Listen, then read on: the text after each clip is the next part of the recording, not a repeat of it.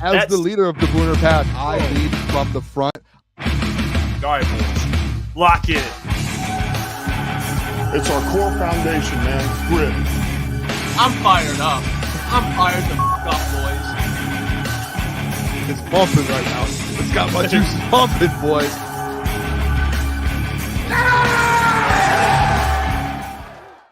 Welcome, everybody, to Crunch Time with Jeff, Booner, Lukas, and Gentry. It is Monday, August 12th, and we are back. We went to training camp yesterday, checked out the Lions. Today they have practice. We have some news coming from practice that we're going to get into. Also, a lot of NFL over the weekend. We're going to get to rookie quarterbacks. We got a packed prep today. So appreciate everyone for tuning in. Welcome to the show, boys. Good to be back. Good to be back. Let's go, baby. Long weekend, but I feel good. I'm ready to roll. Hey, interesting Friday, though, boys, but we are back. We were at training camp. A lot of stuff happened today at camp. Camp just ended, so we got a lot to talk about. I'm pumped. Yep. 1 week close to Lions football, baby. At least week 1, regular season football. Can't wait. Sir. Yeah, Bring that boy Stafford back home. Boo the kids. Boo the kids. Can't forget that. Yeah, Lions signed a quarterback. We'll get into that. Jake Fromm is now a Detroit Lion. That is when you're in danger of needing a quarterback, Nate Sudfeld stinks, and Hendon Hooker potentially won't play this week. You call good old Jake Fromm. So we're gonna get into that. Yeah. I got to bring this up right off the bat. So there has been some injuries that have occurred at practice. Today's practice was at 6:00, so it was kind of an evening practice.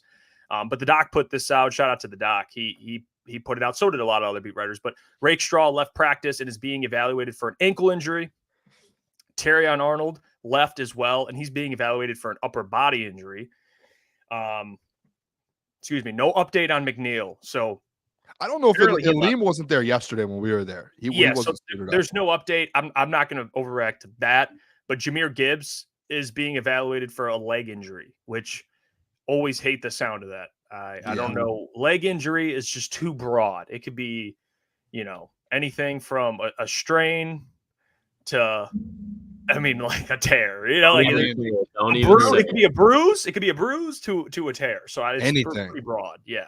Dude, even the Terrion Arnold one, like just an upper body injury, that one, I'm like, I don't know what that could be, like a shoulder, the pec, bicep. I don't like how broad some of these are. The ankle one, like with Rakestraw, maybe, rolled ankle, something happened, a couple days, maybe a week out. I don't know. I don't know. I don't like it. Don't panic, boys. Don't panic. Could all be minor. I bet if it was something major, like there would be more news coming of it. You know what I mean? Like if there was and not to mention you would hear about a player being carted off the field, et cetera. And I don't think any of that's happening. So probably just need to take a look and do not play any of these plays during the preseason games. Going from here. Yeah. I do like just the injuries. Like there's going to be injuries in training camp. Like this happens. It's just more so. It's just making sure guys are ready for week 1. So I think Dan's pretty good, and he was good last year with it. Like there were some injuries in camp last year, and he was good with like holding guys out. Like let's get less reps for certain guys and kind of maintain. Yeah, I feel like he's been pretty good with that over the years, to be honest, of making sure guys are ready for games or being smart about certain like practices, going too hard, all things like that. So I'm not too worried. Yeah, this is part of the game. I'm not gonna, overreact. The thing I do love to read about is how Terrion and I think Ennis too, they both walked off the field. So yeah, that's good.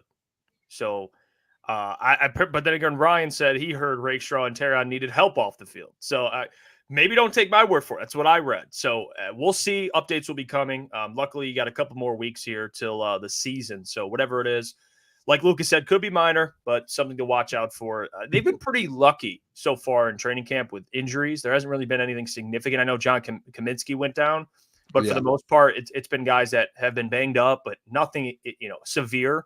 You look around the league, guys are getting injured in preseason. The Chiefs lost Hollywood Brown. He could potentially miss the start of the year. So, other teams are playing their starters and they didn't get hurt. So I think at this point, to what you just said, Lukas, Dan Campbell's going to stay away from playing any of these guys. They'll probably play some of the starters the last preseason game for a little bit, but the guys that are banged up, no, they should not touch the field at all, in my opinion. So that's where we're at right now. But I do want to get, and Ryan did say, sorry, you're right, Jeff, just checked a good source. Okay, so we're good. Yeah, they did walk off, and that's important. So it's good that we got that news. Also around the NFL, real quick before we get to Jake Fromm, because we will get to it, Hassan Reddick requested a trade from the New York Jets. He said, "Hey, I didn't even hear about this. The Jets traded for him. It was a pick that there's like contingencies attached to it. I don't know like the exact what it is. Maybe he'd have to be on the roster for a certain amount of time. I don't know the exact specifics around the pick, but they did give up a 3rd round pick for him. Yeah. And now Hassan Reddick was basically like, "Hey, I want out. I want to get paid." And the Jets, Joe Douglas came out and essentially had his own statement, which I'm not going to lie, I don't know Joe Douglas. I don't know too much about him, but I do know that this statement is kind of boss. I'm not going to lie. He put out this statement. He says, "We have informed Hassan that we will not trade him, and he is expected to be here with his teammates, and that he will continue to be fined per the CBA if he does not report. Since the trade discussions back in March, we have been clear, direct, and consistent with our position. Our focus will remain on the guys we have as we prepare for the regular season." So that's crazy. "I don't give a damn. We're going to find you if you're not there." Yeah. This whole situation. Good for Joe Douglas. I think this whole situation is absolutely like insane. Like how you trade for a guy, don't have he wants a contract, you don't have a contract locked in, and then you run through this situation, and then like Hassan Reddick, and there's a lot of people who are like, bring him to Detroit. Jeff, I know you were like, hey, maybe Hassan Reddick. I'm just gonna say it now. I'm out on Hassan Reddick. I think I'm out. Like I just like the fact, and I know it's not like he wants to get paid. Like I respect that if a guy wants to get paid. But like, dude, you just requested a trade from the Philadelphia Eagles. You get traded. You request another trade within 6 months. Right. Like that just doesn't seem like a Brad Holmes. Like I bet you Brad Holmes hasn't even looked into it. Maybe he did, and then he realized what's going on. Is like, yeah, I'm out. Like you just stay far away from the Detroit Lions. And I know it's because he wants to get paid and he wants money and all this. Like I respect it. I respect that. That's just not a fit here in Detroit. Like we don't need to be going through any of that. The fact the Jets are having to go through that and they're trying to contend for a Super Bowl, the Eagles had to go through that. Like that's 2 Super Bowl teams, contending teams this year, who Hassan Reddick like could be on and could be contending for a Super Bowl. And he's just like, I get it, you want to get paid, but just go back. Like if no one's going to pay you, like just go play football. I know you don't want to get hurt, but even if you get hurt, he's good enough to get paid if he gets hurt. I just go play for a year and figure it out after that. Yeah, the dude's going to end up back in Carolina or New England, just some team that wants to sign him, because honestly, probably just like Brad Holmes is looking at it, like Les Snead, all the upper GMs in the NFL, they want nothing to do with Hassan Reddick, especially when you can draft defensive ends in the first round and they can work within the first year or two. So Hassan Reddick, not only is he going to be losing money, but he's just going to be losing value around the NFL, except for the teams that have to sign somebody at that position that can afford him, because he's probably going to be asking for an obnoxious contract as well if he's doing things like this right now. Because didn't he said, I don't need to be extended if I go to New York? Yeah, he's an interesting guy. The only argument, not the only, but one of my strongest arguments for Matthew Judon, because people were tagging me in this, because I've made that pitch before that the Lions should go get Hassan Reddick. I tend to lean with you now, Booner, about it. I just don't think it makes sense. I would argue with Judon. Yeah, he wants a contract, but at least you have the hometown pitch and you have that going for you. With Hassan, you're not really. I mean, you'd be essentially in the same position the Jets are in, where you trade for him and you're not going to extend him, so he's going to want out. Like it doesn't make sense. I think Judon, you could maybe, not probably, but maybe convince him to play as a rental, and you could potentially go win a Super Bowl with him, and then hey, we'll see you later. I don't think that happens with Hassan Reddick, so I'm with you. I don't think it makes sense. It's just an interesting thing. Who wanted Hassan Reddick? Yeah, I was interested to see what you had to think about it, because and I saw some people tweeting at us about Hassan Reddick to Detroit. I don't know. It's just something about it where it's a guy who requests a trade and 2 trade requests in 6 months with 2 different teams. I've ever seen that in the NFL. Like at least me personally, I've never heard of that or seen that. So I don't know what's going on with it. I don't know. To me, it's like stay away. Like Matthew Judon, you know what type of person he is. He's been a great, a great player, a great teammate and everything for his whole career in New England and in Baltimore. So like for that, like I would be willing to pay a guy like Matthew Judon, a 2-year deal if knowing what he is. But like I'm not willing to trade for Hassan Reddick and then have to give him a contract just so he shows up this year. Like I'm out on Hassan Reddick. Well, I would ask you, are you out on potentially Jake Fromm? Because he is now a part of the Detroit Lions. Detroit Lions officially sign a quarterback, Nate Sudfeld, the only ready quarterback that they're willing to play, Jared Goff being the other, but they're not going to play him this week. So Nate Sudfeld, he's available. Hendon Hooker, probably not. He's still in concussion protocol. So the Lions make a move. Quarterback's on the market. And a lot of people wanted Ryan Tannehill. I gave that take on Friday. I didn't think he would come here because I think Ryan's probably waiting for someone to potentially get injured and he could be quarterback one somewhere or else he would already be a backup somewhere. I mean, he's better than a lot of the backups in the league, so he would have a job. Lions signed Jake Fromm. He played a little for the Giants. I remember him from Georgia, but Jake Fromm, this is basically just a body. Like, this dude is just going to get you through preseason, and that's about it. That's kind of my take on it. Not much to break down with Jake Fromm. I think a Jag would be doing it would be overrating him, in my opinion. I don't even think he's a Jag. I think he's just not a bad. It's not a bad take, but this is Nate Sudfeld being on the hot seat. If Jake Fromm goes in there and plays better than Nate Sudfeld, that's true. This is like, honestly, like I don't think Dan or Brad could look at that game yesterday and just have confidence, or not yesterday, on what was it, Thursday, and have confidence in having Nate Sudfeld as a roster spot. Because I understand, Booner, what you were saying with him being around golf, but we talked about it. Like, if you're on the NFL roster spot, there's a chance you could be playing football. And I think by default, anything right now is better than Nate Sudfeld. So even if Nate's on the team still, make him work a little bit, make him sweat, because I think he got comfortable, in my opinion.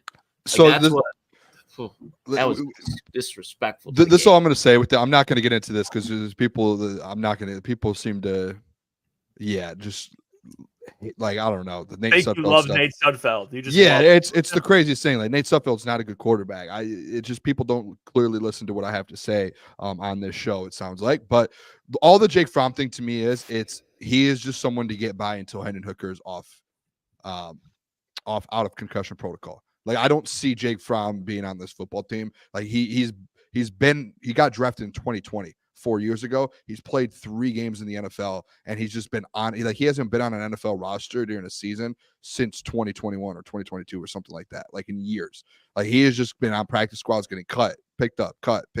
Like, it's even, he might even be worse than Nate Sudfeld. They're literally all this.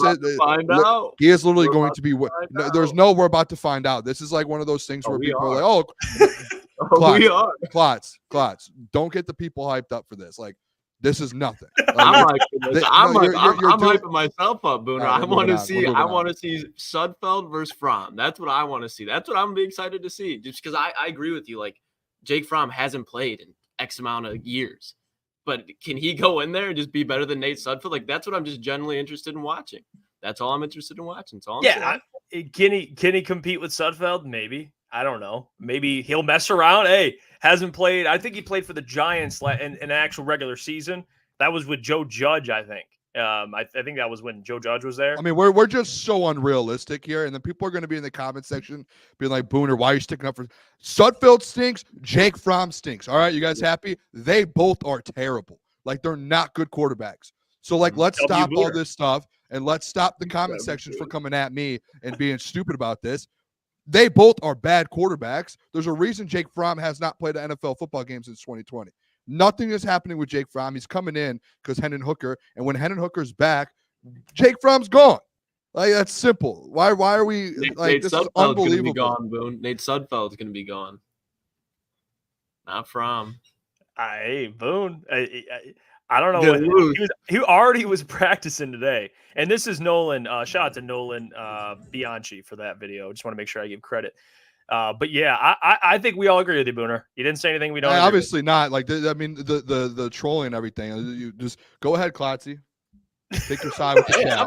I can't be excited to watch Nate Sudfeld be potentially worse than a guy that hasn't played football in 2 years. It's interesting to me. Yeah, he very well could. It's going to be an interesting storyline. Who's worse?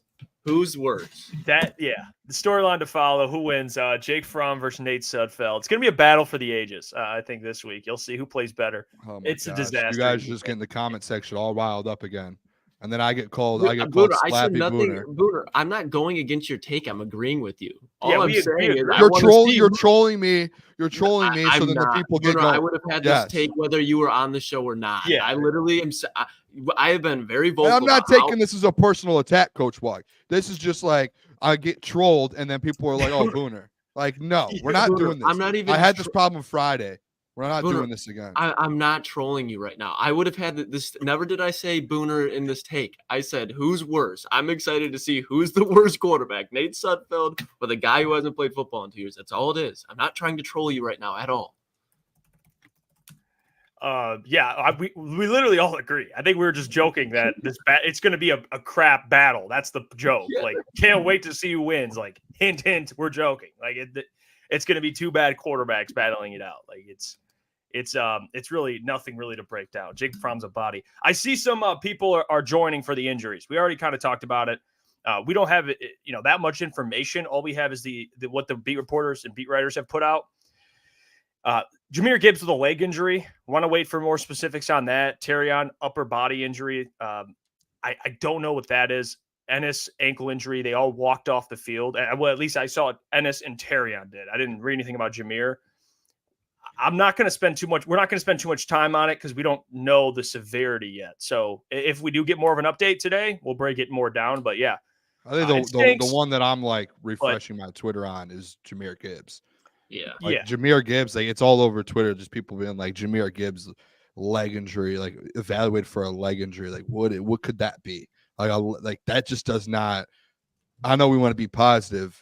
But that's just a little bit where I'm like leg injury for a running back. I'm just like, what is that? What can that be? Yeah, we got. Hopefully, I'm sure they'll have something at the latest by like tomorrow morning, at least. Yeah, I would hope so. I mean, seriously. And Derek, I mean, it could be a stub toe injury. There's the levels to this. And again, even Ennis with the ankle, like it could be a high ankle sprain, or maybe just like a low ankle sprain. Maybe he's out for like a week. Or high ankle, maybe it's 3-4 weeks. So I don't want to speak into existence. We're going to move on. We talked about it a little bit earlier. But I do want to move on to what Dan Campbell said, because Campbell talked about the wide receiver core. Antoine Green was waived today. Yeah, I know. It's devastating. Antoine Green was waived. Just cue the music. I mean, honestly, just cue the music. Yeah. The almighty 7th round pick out of North Carolina. And there was people who was like, he's a lock for the team. He's going to be a big part of this. It's tough. Yeah, well, Antoine, I do wish him well. He was injured, so that's unfortunate. Yeah. I think so. And Antoine, I liked him. Obviously, the coaching staff had other plans, and now with Therese Fountain playing really well, then Isaiah Williams coming along, like they probably like some of the other guys that they currently have. But Antoine Green was waived, and Dan Campbell spoke about the wide receiver core, how he just desperately, this is his quote, desperately needs someone to step up. And he did compliment DPJ a little bit. Just mentioning that for my own narrative purposes. But let's listen to Dan Campbell speak to the media. And this is credit to the Detroit Lions about kind of the wide receiver core in general. So let's hear from Dan directly. Right now. Yeah, it's still the same as where it's at. We're waiting for somebody to step forward. We're waiting for any one of those guys to step forward. DPJ, I felt like, has been since the game much better, man. He's playing faster, and I notice it. We all notice it, so that's encouraging. But Fountain and Traquan and Caden Davis, like we're dying for somebody to step up and say, "Hey, man, I'm the guy. I'm the guy you can depend on. I'll be the same consistent player every day. Find a way to make the plays that come my way." What's your confidence level in your wide receiver depth right now? You hear the man. I mean, he called them all out directly. Yeah, and that's what I do like about Dan. He's not afraid to say it straight up. We need someone to step up. That's why when Isaiah Williams played the way he did in week 1 of preseason, he got a lot of praise. And now with quarterback being what it is right now in preseason, it's going to be hard to evaluate some of these wide receivers. That's just the reality, fellas. I mean, if you got Nate Sudfeld, Jake Fromm out there. If you have Jake Fromm out there, you should be all good, right, boys? No. I mean, maybe. Not at all. No. Maybe. Well, that's No. what we'll see. No, they're both not good. And that's where I'm a little, skeptical, but obviously they know a lot about from practice, and that's really all you have. I like Isaiah Williams a lot, Therese Fountain, so on and so forth. But boys, this current wide receiver core, at least the back of it, I'll say the back of it, after about Khalif, that's where it's concerning right now. Very. I don't know, like, if you guys are at all, like, I know a little bit back. I was like, hey, this wide receiver thing's going to start getting interesting. Like, this is going to be a big part of this team, and we have to keep an eye on it. It's almost getting to a point, and I don't know where you guys are at with this and where the chat's at with this. I'm starting, and I know there's only 3 preseason games. There's 4 weeks until football, 20-something days. I'm starting to get a little worried with this wide receiver spot because I thought maybe, different guys just keep stepping up here and there, and you just keep hearing like, oh, this guy this day, this guy this day. There's just been like Dan coming out today and being like, we're literally just waiting for someone to stand out. And you're like in week 2 of training camp and you're going, it's like, at what point do you look at this and go, this is like, we're supposed to be a Super Bowl contending offense and team here, and we can't figure out our 4th or 3rd wide receiver. Like, obviously Khalif, but I'm like your 3rd guy out there with Amon-Ra and J-Mo, your ex. Like, you just can't figure this out. You don't know who it is, whether it's Therese Fountain or, like, I don't know. There is a point to where I think you start getting a little worried and you're like, do we need to go out and get someone? And I think that, like, next week after this preseason game, if no one really takes a step forward and you're like, yep, that's the guy, then I think, like, it, and I hate to say it too, because all these guys like DPJ, maybe he steps up, but if no one steps up after this week, you have to, like, weigh your options and say, we might have to go get someone, because we cannot, like, we did lose Josh Reynolds, and that's obviously J-Mo steps up, but we need someone to step into this spot. Like, we need a 3rd or 4th guy. And if no one separates themselves, then you have to get someone. You need to. It's like a must.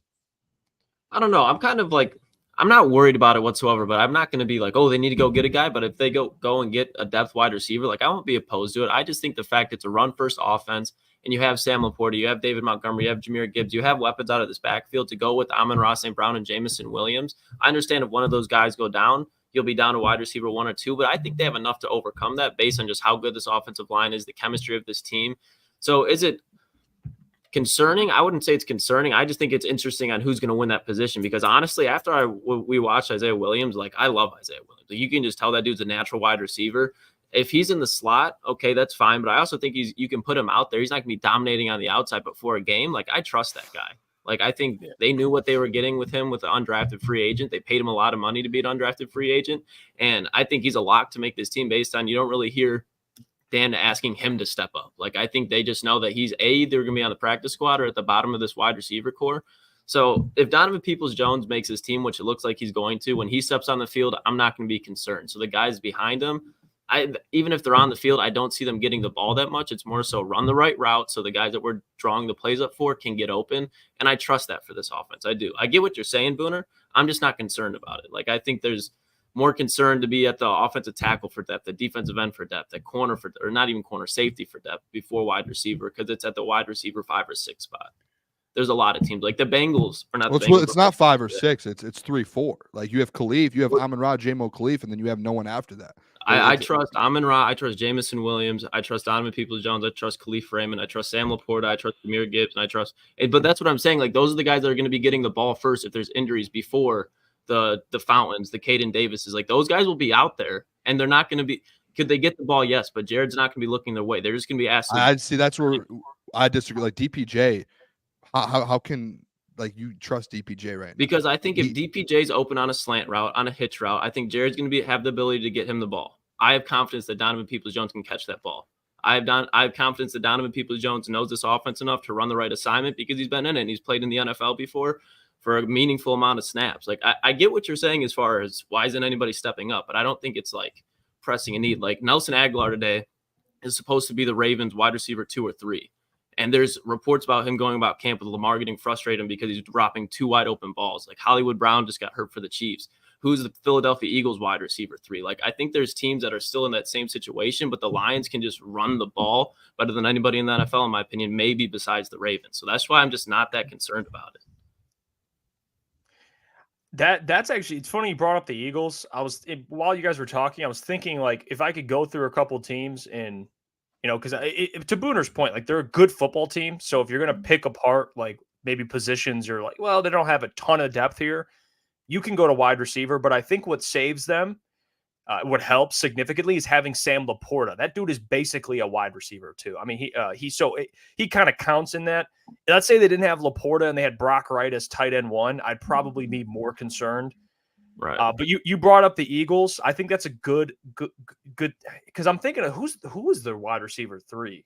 Like it was Quiz Watkins last year. It's probably like not anybody terrible, but it's not anybody notable either. Like once you start looking at like the San Francisco 49ers, like wide receivers 4 and 5, like it's not like it's like Ronnie Bell. You know what I mean? Like it's nobody where you're like worried about it. And I just think when you look around the NFL, that's just how it is. Like there's going to be, you can't just have a dude at wide receiver 5. Like he's going to go get paid and be somebody wide receiver 3. Like that's just how it's going to work. And I in the DPJ has to be that guy. I know Dan gave him some love today, but he's got to start picking it up because I've had a lot of belief in him, and I think he could fill that role. But to Booner's point, I mean, we just haven't seen the showering of love and support from the coaching staff. It's interesting. So. Yeah, it's just interesting to me. Like going into last preseason game, the number one question everyone's looking at is wide receiver, and there's all of a sudden this battle. And then today, it's just all of a sudden people are like, oh no, we're gonna be just fine. We're gonna like no like. That's obviously a big part of this offense, and Ben Johnson likes to use that. Like last year, he implemented Jameson Williams as that guy. He implemented Josh Reynolds, Khalif Raymond. Like guys make plays. Like this offense goes through everyone. It's just not you have your best guy. Like no, Ben Johnson uses everyone in this offense. So that's where it's like you're gonna like one of these guys are gonna have to step up and make plays. And like the DPJ thing, Klotz, like I get it. Like you could trust him to make a catch. He hasn't been trusted through training camp. And that's been very, very well known until today, where he's made a play today in training camp. But like he hasn't been able to create separation. He hasn't been able to get open. Like he had the one play in the preseason game, but they didn't even put him out there until later in the game. Like this has been like a ongoing problem in the Detroit Lions room. I don't think it's anything like, oh, panic button, panic button, panic button. No, because you have such a good roster. But if you're trying to fill your roster out and you're trying to build depth for a Super Bowl contending football team, you're going to have injuries in that wide receiver room at some point. So you're going to like, it's not the fact that, hey, you have a wide, like Ronnie Bell can go in there and make plays if a Brandon Ayuk would have went down. And he did that last year when Debo went down. But like if Amon-Ra's down for a week or Khalif or Jambo's down for a couple weeks, all right, do you really trust DPJ to step up and do that right now? Like today from what he's done in camp? No, like everyone's saying that. All the beat writers, all the coaches, they're all saying like, we need to see more out of him. Like DPJ a week ago before the preseason game was someone people are talking about being on the bubble to make this roster because other guys are outperforming him. Like that's who we want our guy to be that steps up if someone goes down. No, so like if none of these guys stand out, and I'll guarantee this too, if none of these guys stand out, if DPJ doesn't, or Darius Fountain doesn't continue to stand out, or Isaiah Williams doesn't take another step, Brad Holmes will go out and get someone. And I guarantee that. Like he's not scared to make sure this roster is good. Like if they go through this whole camp and Dan's makes the comment that he did today, and a week later he's like, we're still like when they're going to week 1 and Dan has the same feeling that he had today, saying we're still sitting here and we're still waiting for someone to show us something because no one has. Like we're waiting for someone to be like, hey, like literally the comment he made was, we're waiting for someone to be like, hey, I'm here, like I can help you guys out. That was literally word for word almost what Dan said.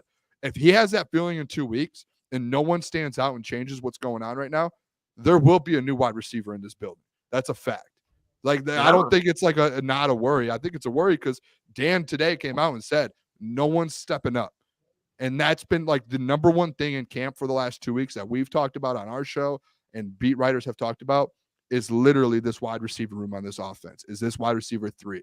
And no one's been able to separate themselves and stand out. So I think there is a point like after this week, if things don't change, it's all right. Something has to give. So we have to make a move to go get someone. Yeah, I mean, I wouldn't hate if they go and acquire something. Like I said, I wouldn't hate it whatsoever. I think the more talent you can add to the team is great, but I just don't think it's like a must, if that makes sense. But I get where the concern's coming from. Are you in that boat too, Boone? Like if they don't add anybody, let's say, does that lower your confidence a little bit? I think it's concerning. I think. So I do. It does. It says a little bit. I think that position, like I know we have a lot of higher end guys, but there are going like it is inevitable. There will be injuries this year. There will be situations that come up and arise. And if you do not have a guy you don't trust, like that's a problem. Like you have guys that all these guys outside of DPJ are very inexperienced in the NFL right now. That's just a fact. Like none of them have really done much in the NFL. DPJ did it for 1 year. So you're sitting there and you're like, we really don't have like experienced guys. Like it's an interesting situation to be in. I thought by now, after the first week of preseason, it's because we had Sudfeld too. We didn't get to really see anything. I thought we were going to get a feel a little bit more for the wide receiver room. We just have not. Like no one knows, dude. It's kind of frustrating. I'm not going to lie. Yeah, because you brought up DPJ's catch. It's like he had a catch, but then you look at Darius Fountain, he didn't have any catch. Like you can't evaluate anyone. Darius or DPJ's against the third teams when he makes the catch and he's just sitting there wide open. It's like, how do you? Yeah, it's tough. So I'm kind of in the same boat. Like I get it. If they want to add someone, go ahead. But I've been saying this for the last probably month or two. You know where I stand on it. I think DPJ, they're going into the season, he'll change that narrative around. At least he'll be just a competent wide receiver 4 or wide receiver 3, whatever. And Darius Fountain, I think, makes the roster as well. But now you have Isaiah Williams, who's actually now competing to be on the roster. So it's going to be interesting. I mean, the free agents that are currently available, I'll give you some names. You guys tell me yay or nay. All right. And I'll just tell you them. First one, free agent who actually just got released, Juju Smith-Schuster. Nah. I would. He's just going to be – if you get him from dirt cheap, but he's just going to be hurt. His body's done. I think he's better than DPJ, so I would say yes. He just won a Super Bowl 2 years ago with the Chiefs and put up 1,000 yards. Yeah, know, but he died in New England though. Exactly the key point. New England, dude had nothing. No, I know, but I'm saying injury wise, he's yeah. Get him in the building as a wide receiver 3-4. Already won a Super Bowl a year ago. Yeah, I don't hate it. I don't. I'm still scarred from Juju TikTok era. Me too. I don't know if I want that in the lot. He's just a big personality. I don't know what he is now. I really when don't. He first got cut, I was like, "There's zero. No, I don't want him here." And then I started thinking about it, and I looked back. I was like, "What has he done?" And in Kansas City, he was dialed. He was dialed in. They had him healthy, and they had him. He was on a good football team. If you put him on a good football team, he might be able to just give you put him behind Amon-Ra, J-Mo, and Khalif. You probably get a decent Juju, and he probably stays healthy because he's not taking that many snaps. Yeah, and the Patriots got a lot of young wide receivers, so they probably just want to see what they got in those guys. Yeah. I'll give you the next name, Hunter Renfrow. He's available too. I mean, I'd love him, but he's not what you're looking for if you add a wide receiver to this team. No, you're still going to be looking at the same issues. He's like an Amon-Ra, that bit. He plays. He's not. That's a slot wide receiver. Yeah, strictly slot. Yeah, he's not an outside guy. I think I'm out on Hunter Renfrow. Yeah, well, Hunter Renfrow, Michael Thomas, that's a no. No Michael Thomas. So after that, the thing I've been saying, a guy that I'm a fan of, and I think it makes a lot of sense. You could wait. Well, he probably will be cut. We'll see, given the wide receiver room that this team has. But Robert Woods, Bobby Trees, Klotz. I think Robbie Trees would be a solid wide receiver 4. 5, whatever you need him. He's depth, got chemistry with Goff already. Do you trust Robert Woods over DPJ? Yeah, I do. But it's not. I don't think it's significant. It's maybe a little more. I'd have to. Robert Woods is in his career. How old is he? He's 30. He's just one of those players that he's just very fundamentally sound. He's probably 33 right now, and if he really wanted to, he could probably play to 35 and be all right. That's what made Anquan Bolden so good for so long. He wasn't the Anquan Bolden when he came to Detroit, but I mean, he was making game-winning catches for Detroit. He was 33, 34 years old. Yeah, I like Robert Woods. He went out there too, and he had preseason game. He had 4 catches the other day, 50 yards or something.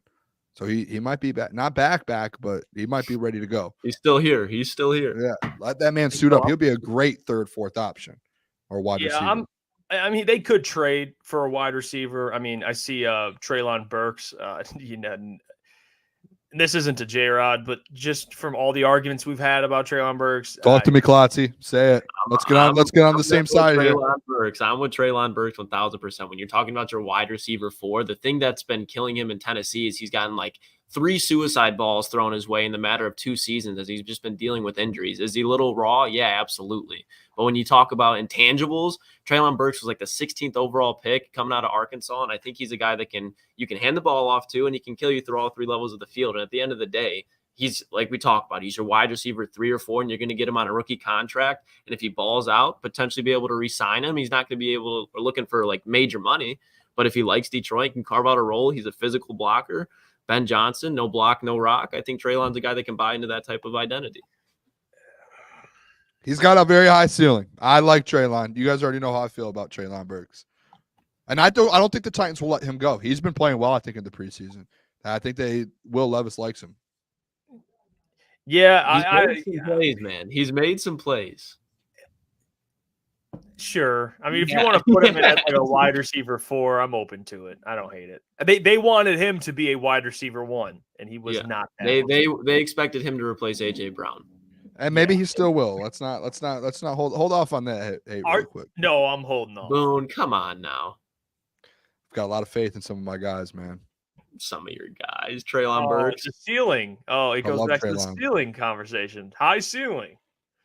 No, he hit Treylon Burks, Jake Fromm. Let's have you guys go. Let's hear that again. Give me Treylon Burks every day of the week and twice on Sundays. Yeah, I thought you guys should take Jake Fromm, huh? I'd take Jake Fromm over Nate Sudfeld potentially after what we see this weekend. That's what I'm saying. Yeah, and that's like, you got to understand that statement. Like, Nate was probably the worst quarterback to play this preseason. So, like, that's for sure. It's not really saying much. Like, you know what I mean? Like, if he can just complete a pass longer than 15 yards, he's better. Like, that's I think Nate just could not do that. I mean, let's just start there. He can move in the pocket. Sudfeld was a fucking traffic cone. The ball would be hiked, and then the one time when he did move out, he looked like he was a baby deer, and then he just got sacked and just laid down before he even got hit. Can I get the people on my side for this real quick? How about this? I have a really good idea. Why don't we cut Nate Sudfeld? Why don't we cut Jake Fromm? And let's go get a competent quarterback. Go get me like a Tommy DeVito or something. That's all I've been trying to say from the start with this stuff. And the people misinterpret me because I get mad and emotional. I'm an emotional person. Cut both of them and let's go get let's get an actual quarterback room. How about that? Maybe we do something real here. Booner. Thank you. Let's do something. I love Hendon Hooker. I love Jared Goff. Give me someone else in that third spot. To get Jeff. Oh no, we'll get Tommy DeVito. Oh what? Boy, we got news. No. We got Jahmyr Gibbs' injury.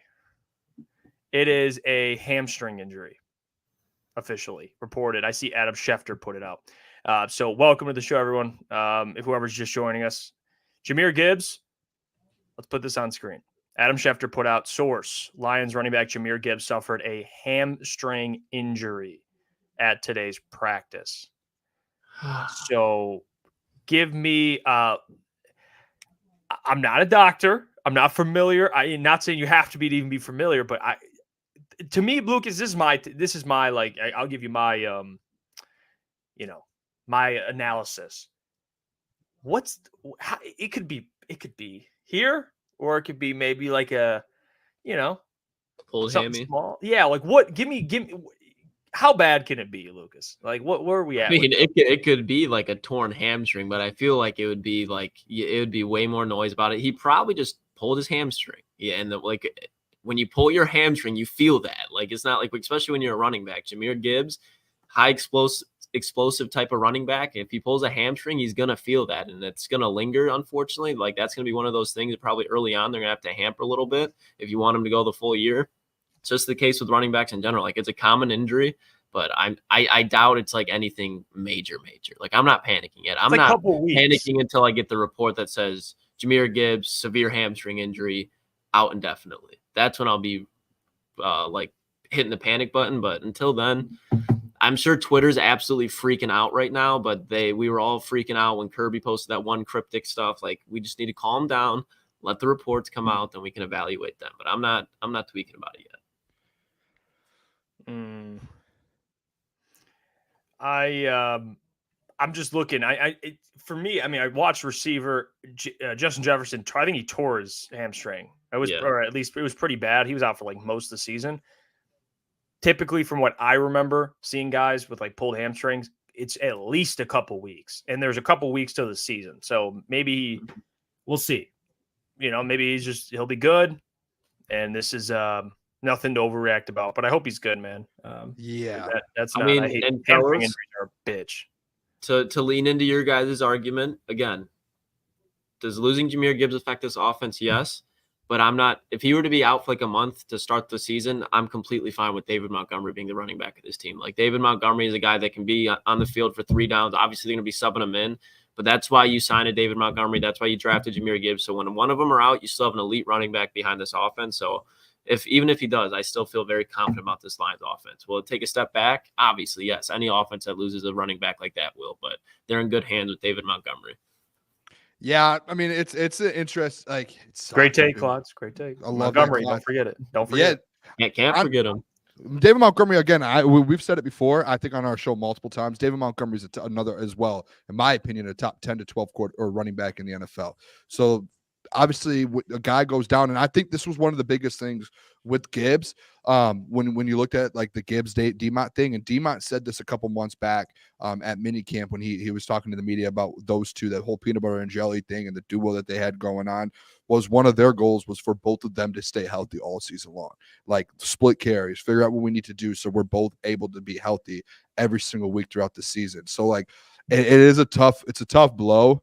Hopefully, Jeff, like you said, hopefully this is an injury that's just a few weeks. I'm not sure. I was trying to look to see if there was like any update or anything on like the severity of the injury of the hamstring. Like hamstrings, it just depends. Like you said, like if it's a full tear or if it's a tweak, it just depends on what it is to kind of be able to, hopefully it's just something to where week 1, week 2, he's back and ready to go. But for it to be a hamstring, that's why I hate hearing like lower body. Like there's like lower body and outside of the ankle, even an ankle sometimes, but like knees, hamstrings, like those stuff will keep you out for a while. And especially a guy like Jahmyr Gibbs, who is such a twitchy player. Klotz, you know this, like, and yet you played at a higher level. Like you have a hamstring or just a little tweak in anything, being twitchy like Jahmyr Gibbs is and the speed that he has, it like Justin Jefferson had to wait so long to come back because you're like, that's tough. Like you have to be fully back to be able to play again. You don't want to like disrupt it. Like hamstrings, it could lead to different things, and you want to make sure that that's very, very, very healed up before you come back. So I'm interested to see what they say on the timetable with that. Yeah, be careful. It could go from pulled to torn if you rush him back. Yeah. So yeah, People saying Baki season. Yeah, well, that's why you draft him. I mean, you got him you saw him making guys miss. I know it was against 2s and 3s, but you can't tell me he can't make some pros miss, some 1s. Yeah. I mean, he can definitely do that. So I think we need to wait for like an MRI or whatever it is that they go out. Yeah. I think, and just like everyone right now, just hope that and like just sit here and just pray that, hey, this is not torn. That it's just like because there are a lot of like let's be realistic here. There's a lot of guys throughout the NFL who are fast, like Jahmyr Gibbs and twitchy, who have deal with Tyreek Hill always dealing with. Tyreek Hill, like especially later in the season, Tyreek Hill always gets hamstring, and he ends up playing. Like, he finds ways to play. Like what's his name over in Green Bay? He was dealing with the hamstring. Christian Watson and JMO last year I think dealt with JMO's. He was constantly for a little while. Like it's just something like I don't think it's something, if it's a small thing, it's not something that'll keep him out long term. It's just about making sure he's fully healthy and back before he gets out there. But yeah, like Christian Watson, remember, I heard the thing with him. He kept pulling his and kept tweaking it. And he ended up going to like a college or something because they need to get tests done on it. And guys like that are as twitchy and as fast as him. It's so hard to keep it like for that not to happen. I mean, you see the Lions and Nolan Bianchi show. Shout out to him. He put this tweet out as well. I'm just reading it. He said, update on Jahmyr Gibbs. Laporta has been out for over a week with a hamstring too. So I'm sure Laporta is not significant. So, it's not worth it to like overreact and hit the panic button because Sam has been out because of it. And everyone's like, fine. Like he was walking around in practice, which I know doesn't do much with hamstring, but I could report this. Yesterday at practice, we saw him. He was basically running sprints. Like it was essentially not full sprints, but he was doing from the 50-yard line like zigzags. Like, and you could tell he looked a lot better. And he's been out like a week. So like, hopefully it's a similar thing as him. Yeah. Just don't rush him back. I think we all agree. Take his time. I don't want the man to get rushed back, and you need him for the season. Yeah. I mean, with what people expect out of him this year. So no doubt. I want to move on here because Dan also mentioned James Houston. We talked about him being a little bit of a disappointment, just given that he's coming back from his injury last year. He's playing in a preseason game. You kind of expected him to go out there and just embarrass guys a little bit. I know he was dealing with a bone bruise, which I'm not going to discount that. I understand that's nothing to play around with. But James Houston was playing Sam linebacker, and they've been trying to work him at Sam. And if I remember correctly, and I was thinking about this today, I can't remember if this is the exact what happened, but I'm just saying this anyway. When he was at Colorado, with Dion at Jackson State. Yeah, JSU. He was playing Sam. I think that's what he was originally playing. I could be wrong. And Dion was like, nah, man, you're rushing the passer. Like, that's what you're doing. And that's what made him what he is. And then with the Lions, he's like playing Sam again. And now Dan comes out and says today, well, we're going to put him back at edge and really allow him to do what he's very good at. So let's hear Dan Campbell speak about it, and we'll kind of share our thoughts on it. But here's Dan Campbell on James Houston and how they are kind of moving him back to what he's good at, and that's just rushing the passer. But here's Dan Campbell. Edge. I mean, that's those guys all bring something a little bit different. We know Davenport's getting better every day. Certainly he and Hutch. Hutch is continued to just have a damn good camp. But then behind there, Houston's been hurt. We're going to try to get him back to more defensive end and let him play that true position.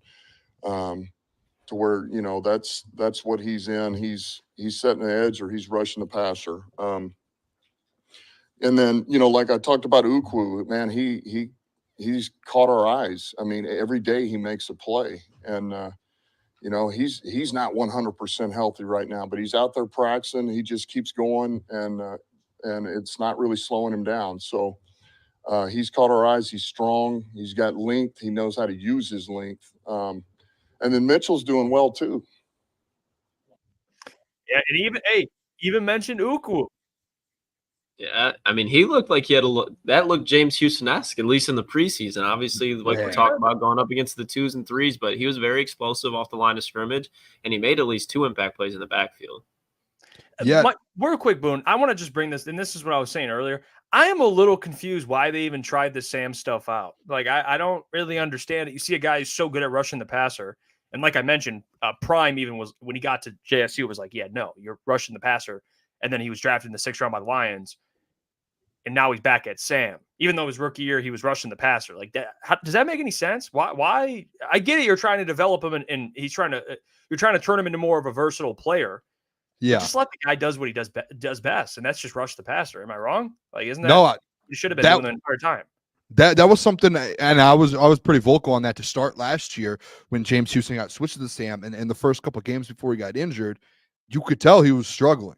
And it was just, it's a different position for him. He was so successful. I never understood it because he was just at the edge position his rookie year and goes out there and has 8 sacks.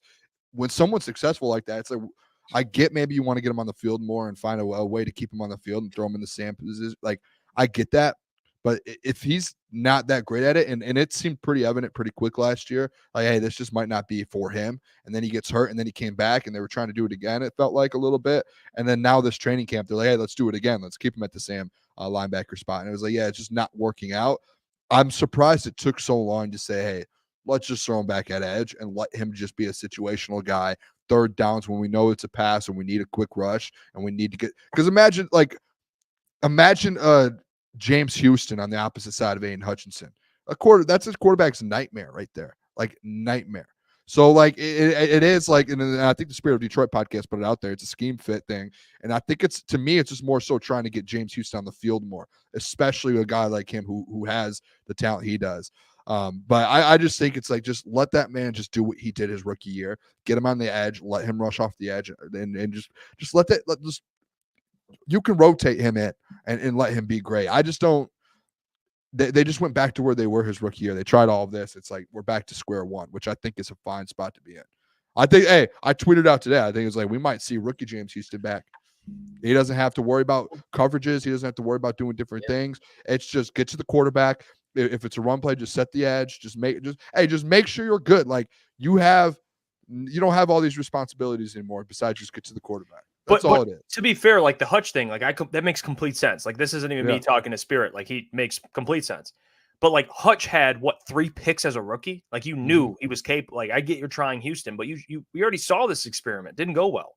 Yep. Like you should have learned from that. Like, oh, maybe he's not like Hutch was drafted number 2 overall. Like, and you saw 3 picks his rookie year, and you're like, okay, he's got some of that versatility. Not everyone can do that. You know, and I think that's what they learned. It's like maybe he's not that. He doesn't have that type of versatility. Maybe he's just a one trick. With all due respect, like kind of a one trick pony. You know, where he's just rush the passer. That's his job. By the way, too, Klotz, real quick before you go, one thing, and I just realized this today. I saw someone tweet it out, and I know we're not big on PFF and the grades. He was the lowest graded Detroit Lions player in the preseason game. We're like 26th grade, like the lowest. And I know we don't use that a ton and take account into that, but when you do see that a little bit, like they do grade it based off how, you know, what you're doing with your assignment and snaps and all of that. And then it just shows a little bit like he is like struggling. Like that's just not the position for him. And like I brought it up during our live show, like when we were watching the game, like it just didn't feel like he was standing out. And I bet if you throw him at edge this Saturday and you don't have to give him worries about going into coverage and doing all these different things and just get him in situationally when you know the Chiefs are going to throw the ball Saturday, I bet you we might see a James Houston sack this week. Like I would not be shocked if we see James Houston get to the quarterback. If he's injured right now, but if he's healthy, like he would do that. So a little bit, I'm just like, finally, like, play the guy's strengths a little bit. Yeah, and I mean, I don't fault them at all for trying to see just how it would go. You lose absolutely nothing by it. If there's an injury at the Sam linebacker position where it becomes drastic, you need to throw somebody back there. Now you have somebody that at least knows the position. So I'm not mad at him for it. But to your guys' point, like it's so much better that James Houston is just on the edge now because, and I'm not saying as an overall player, but strictly as an edge rusher, he's better at getting the quarterback than a guy like Marcus Davenport or any of these defensive ends not named Aiden Hutchinson on this team. So when you look at that, I think it's a complete upgrade. And if they just use him, like it's almost like the 3-point shooter off the bench in the NBA. Like it's the same type of thing. Like when you just need to get a quick sack, you need to even not a sack, but a hurry. So Aiden Hutchinson can get in there, just make the quarterbacks that scramble uncomfortable because James Houston's very athletic. Like there's not going to be many quarterbacks that can outrun him besides the Lamar Jacksons of the world. So when you look at that, it just gives this defensive end room more depth and it lets you know that Derek Barnes is locking down that Sam spot, in my opinion.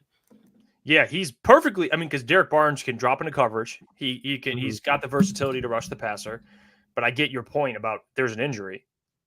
You know, if there is an injury to someone, then yeah, who's going to play that spot? I get that. So you want to train. You got to get guys kind of cross trained. I just think that's what Houston is. And the last thing you want Houston to be is someone that is kind of a 1-year wonder.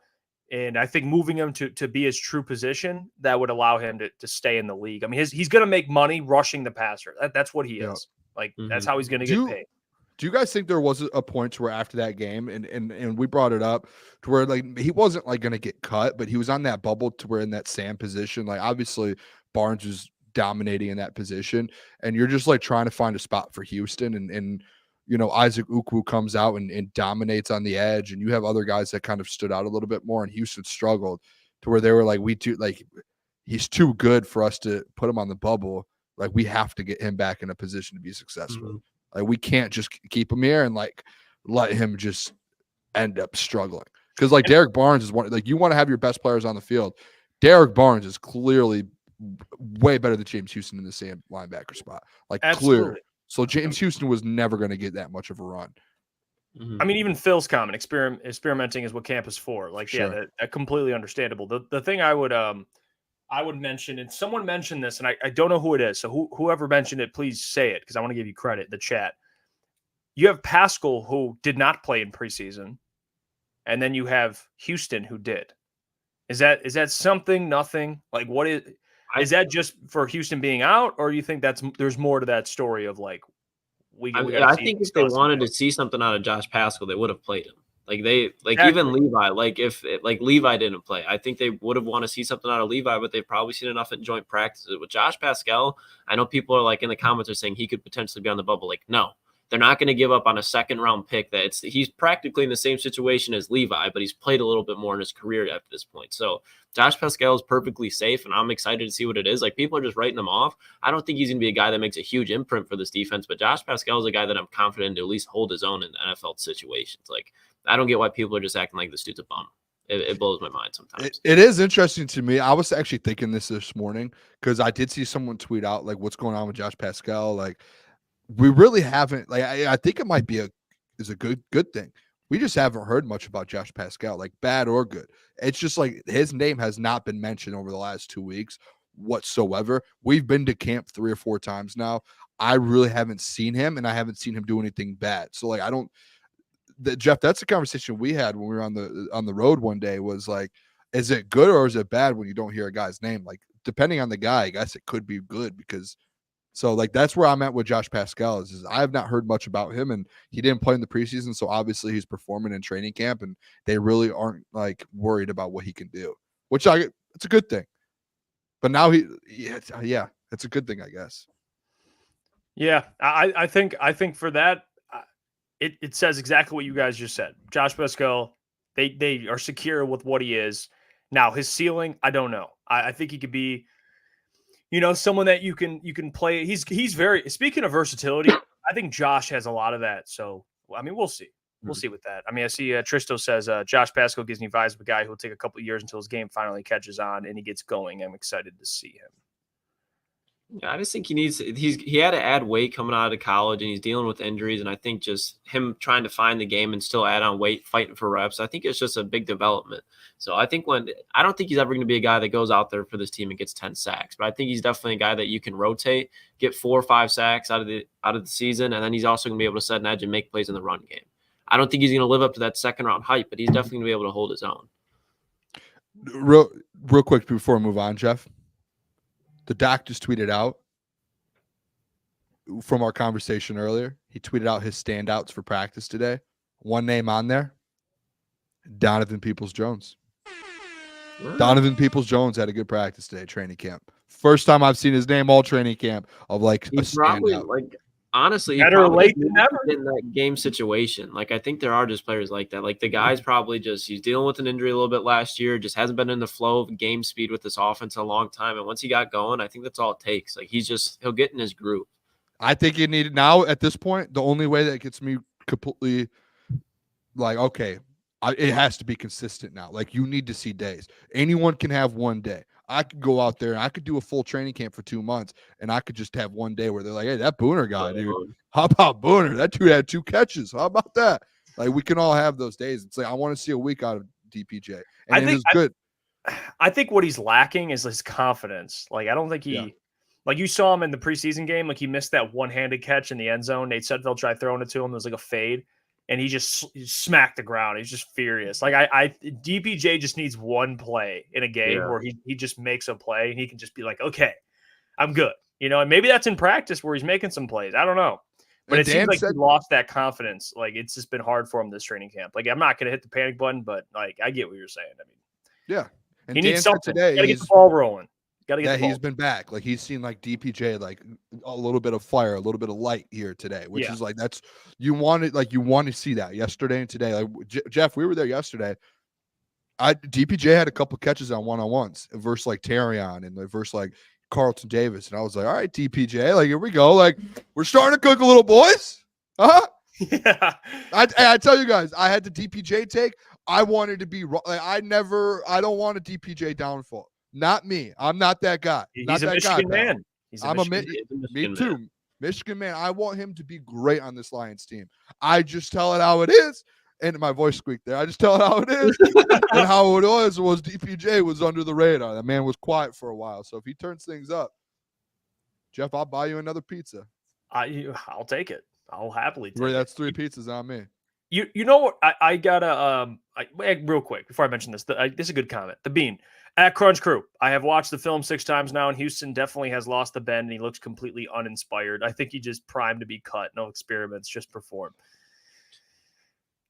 Is that because he's out of position? Like, you know, I mean, you know positions more than me. Like the Sam to an edge, difference? Like, can he, He's get a thinking better about too much. He's just overthinking. James Houston is such an athlete. Like, you can't deny the athlete. Like, when James Houston can just focus on rushing the passer, which Booner and Jeff both alluded to, like, when he can just think about rushing the passer, he doesn't have to think about coverage. Like, reading his keys, it's much simpler at defensive end than it is at linebacker, because if you don't read your keys, and the running back's probably running for a 60-yard touchdown or a 20-yard touchdown, or the tight end's getting a dump over pass. So to just let James Houston play football, what he knows he's best at, that's when you'll see him be able to get in his groove again and be able to try the bend out again. Like, all those things can come back. But at the outside linebacker position for this defense, like, you got to think a little bit more than just go after the quarterback. Like, when you're at the defensive end spot, unless it's like a design play, you're setting the edge or you're getting after the quarterback. Outside linebacker, there's so much more variables there.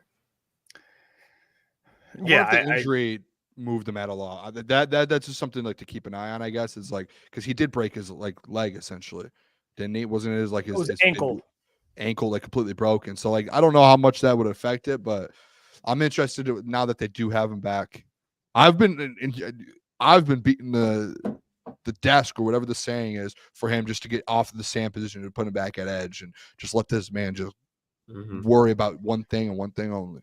Do you guys think they play starters this week at all? And if not after this practice that they just had, absolutely not. Any starters? Is there anyone you specifically would lobby to play, or you think it's just keep everyone out, throw Fromm in there, and see what happens? Throw Fromm and Sudfeld in there, and let the best man win. It'd be such a bad game to watch. Throw Caden Davis, Darius Fountain, whoever. Antoine Green's not there anymore. Let Legacy the best game. man win. Oh yeah. Can we go back to real quick? I just looked at my notes, Booner notes, and I had a whole note segment on Isaac Okwu, and I just completely. Go ahead. Well, that's a guy who's going to be playing this week, Boone. I wanted. Well, the only thing I wrote down in my notes is I wanted to make a statement. I think Isaac Okwu makes the team. I think he's going to. I would agree with that. Is it undrafted free agent? Like I think this is like a shout out to Brad Holmes. Like, I'm sorry we're going back to the last segment, boys. When I was looking at this and Dan talked about him today, I was like, dude, Dan was like, Isaac Okwu, this dude just keeps standing out, and every single day he makes a play. And we saw what he did in preseason, and no one talked about Isaac Okwu for weeks. And then now we saw what he did in preseason. And then the last few days, he's been dealing with an injury, first of all. Like, a guy that's dealing with an injury and is still making plays, that's a Dan Campbell guy.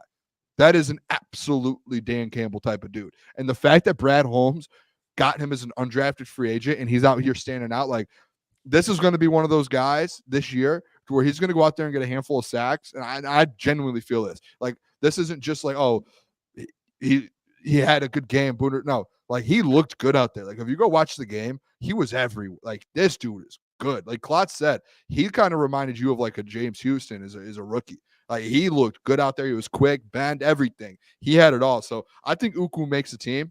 My whole thing was I wanted to ask you guys. I just flipped my pages in my notes, and if some people want to read my notes, I can send some people some notes.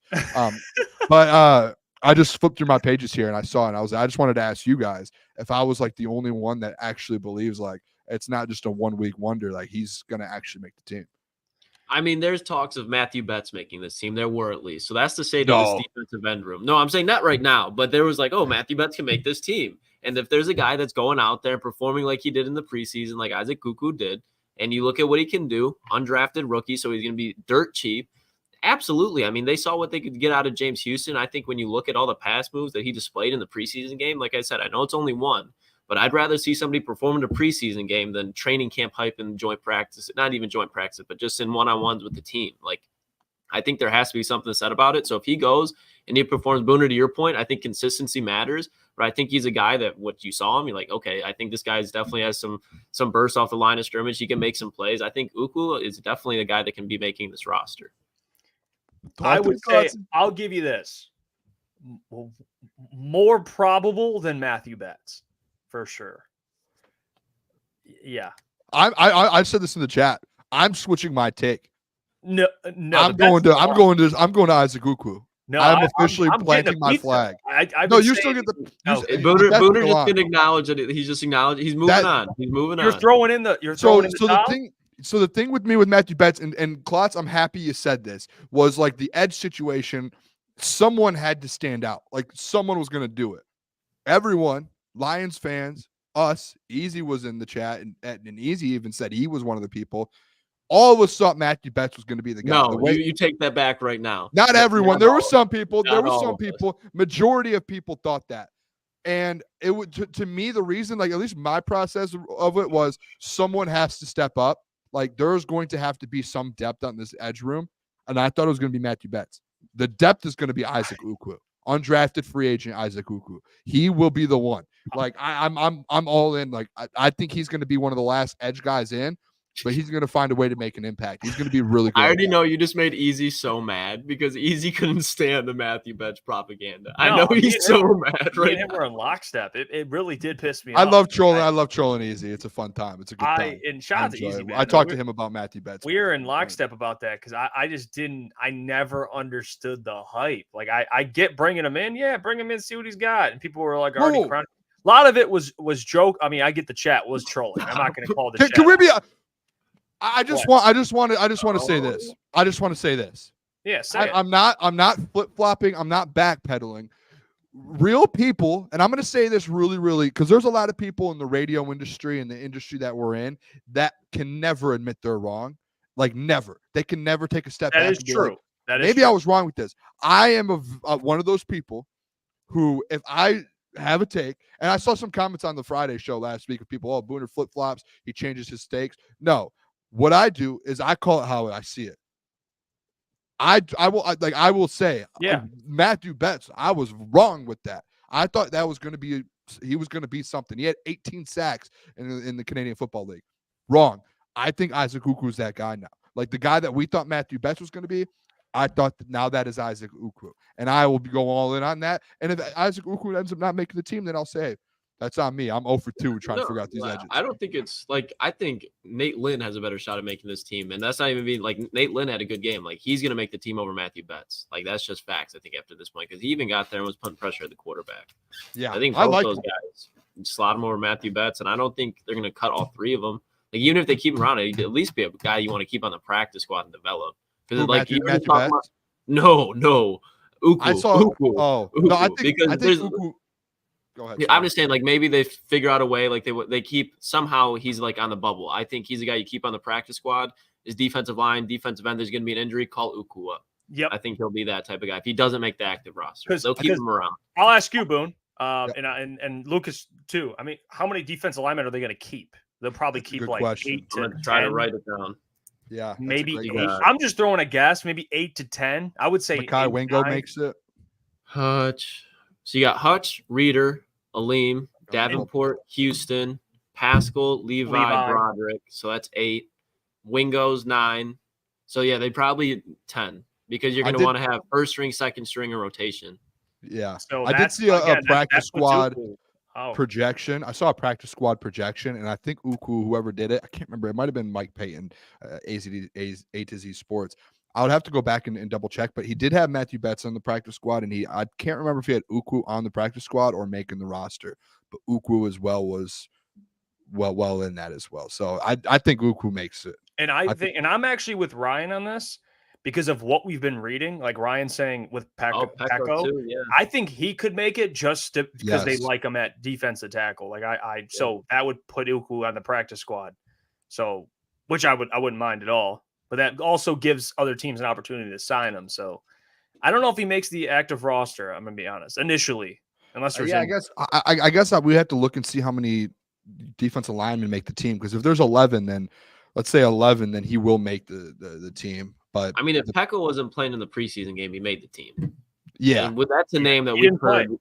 Maybe not in national media, but you've been hearing from inside like Allen Park. Like Pecco's been just the guy you keep here making plays. Came over with Terrell Williams in Tennessee. Like that's a guy that he's played in the NFL already. Like big games. Oh, yeah. And John Kaminsky's hurt. So what happens when he returns? You know, then you're cutting someone else. You know, you're cutting another. Yeah, guy. Well, that would be like week 16, 15. You throw a guy on practice squad. I think like I think in Ukwu though. I think it'll depend on how guys are playing because like Ukwu, I think could be like the 9th, 10th guy or 10th, 11th guy, and he potentially makes the roster depending on injuries and different situations. But he is like I was saying, like he's that final guy right now. Like I think there's at the back end of the edge room right now.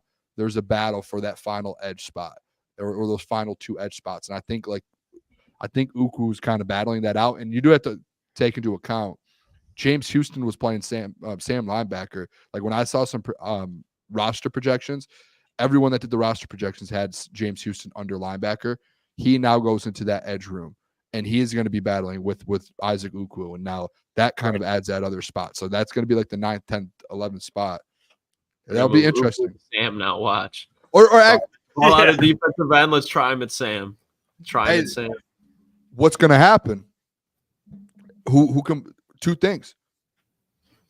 Some of these guys make the team because they can play inside and out, and as well as special teams. Like if Uku can play special teams, and he's yes. So like on kickoff, I want that man running down the field. Agude too. Agude. Yeah, Agude did ball out. We haven't heard much out of him about camp. Kind of same thing as Uku. Like you were just like, whew. Yeah, made a difference. Made Tommy DeVito uncomfortable. Tommy Cutlets. Yep. Did you see Klotz today? Your linebacker situation. The Lions have signed 2 linebackers in 2 days, and they've had like a bunch of linebacker injuries. I know you brought that up to the doc. Yeah, just give Calvin Shepard more weapons, man. I love Calvin Shepard. Whoever he has out there, that's that's why another reason why I don't trust the wide receiver position, because I trust Antoine Randall out. Like whoever he puts out there, I trust him. And then you go to Ben Johnson, same thing. Like I know people don't have faith in Aaron Glenn. It still blows my mind just because you look at what he's had to work with since he's entered Detroit. But now that he has a full personnel and an actual legitimate defense, and you got personnel coaches like Calvin Shepard, just keep taking flyers on guys. If they find somebody that you can hit on for depth and special teams, absolutely do it. And I apologize, Jeff. Hey, no, Detroit Lions should not play starters in the preseason game. Yeah, should not. We say all that to say no. No. Did you see the injuries too last week of like starters? Like Hollywood Brown plays in the preseason, potentially out for the first couple weeks. That's why it's tricky. I think guys that should play in preseason are guys that are on the bubble, guys that need to play in order to showcase something for other teams, or rookies sometimes. You know, like maybe some rookies you don't, some rookies you do. I guess it depends. But I think most rookies should play. And you saw that over the weekend. Quarterbacks played, which before we get to the quarterbacks, because, we're going to get to it. J.J. McCarthy, Caleb Williams, Bo Nix, Jane Daniels. Nate Sudfeld. Spencer Rattler. That boy looked nice. Spencer Rattler. A lot of Clayton Tune. He didn't look too shabby either out there. A lot of quarterbacks, rookies and non-rookies. Before we get to it, is there anyone you guys want to mention that just stuck out to you, a player? Doesn't have to be a quarterback necessarily. And I'll start. Austin Booker from the Chicago Bears. He's a guy that got from Kansas. Big, 6'6". We talked about him pre-draft, and he was always mocked on our mocks because, again, we assumed the Lions were going to take an edge at some point. So he was always on our mock drafts, and, man, he went out there and had 2.5 sacks. I get it's preseason, but you can't deny for a mid-round pick. I think he was a mid-round. Maybe it was somewhere. I think he was third round, maybe. Regardless, he played really well. So Austin Booker, loved what I saw to him for the Bears. I know it's the Bears, but Austin Booker, he was the guy that stood out to me, especially at edge. Klotzy? Oh, mine? It was Jalen Wright. The Dolphins, they have a banged-up running back core with Devon Achane and Raheem Mostert, but Jalen Wright, the running back out of Tennessee, he's going to be getting carries for this offense in fantasy football. Go pick him up now. Jalen Wright's going to be a fucking problem for this team, and I think he's just exactly what Mike McDaniels likes to do. He just got another fast running back, and if you watched him, he just looked like he was playing at a different speed compared to the other players on the field, so he's definitely going to be a guy to watch for this Dolphins offense. Like, he was just fun to watch. Yeah, he good. He's a good player too. Do you know who I'm going to bring up real quick? In Boone? New York, the New York Jets. Jeff, your guy. Braylon Allen. And I told you this, Jeff. We went golfing this weekend, and I was like, I don't understand. We went to the combine. Braylon Allen looked like Derrick Henry out on the field, like his size. And if you do look at his size, he's like an inch shorter than Derrick Henry. 10 pounds less as a rookie. Like, he's going to get into year 2, year 3. He's going to put on a bunch of weight. Like, he's going to put 10, 15 more pounds of weight on. He's going to be the exact same size as a Derrick Henry. Yeah, he might not be able to move and be what Derrick Henry is. This dude's he's going to be a problem. And the Jets have him with Breece Hall. Like, dude, that's – and the dude's like 20 years old. Yeah. Like, he's younger than me. It sounded wild when I would bring him up. He was he was damn near my number one running back. I mean, there's a couple guys in that equation, but that's a bell cow, and he's in with the Jets because they have Breece Hall, so it's kind of like a weird. Maybe they can change a pace with let him. that boy develop because Breece Hall get injury prone. You let Braylon Allen because even Derrick Henry was sitting behind DeMarco Murray for like 2 years. He's gonna be good, man. Braylon Allen. He's going to be really good. So that's a good pick, Boone. Hey. We talked about it. I'm like, man, he's some of those runs he had. And I saw a quote from a Jets player. They said, I forgot who said it, but they were like, when guys tackle Braylon Allen, they realize, oh shit, this hurts. Like, I don't want to tackle this man. He's massive. Pause. Hey, can I have one more too? Yeah, Boone. Go. I was watching. I don't know if anyone was watching the Rams Cowboys game yesterday. Stetson Bennett.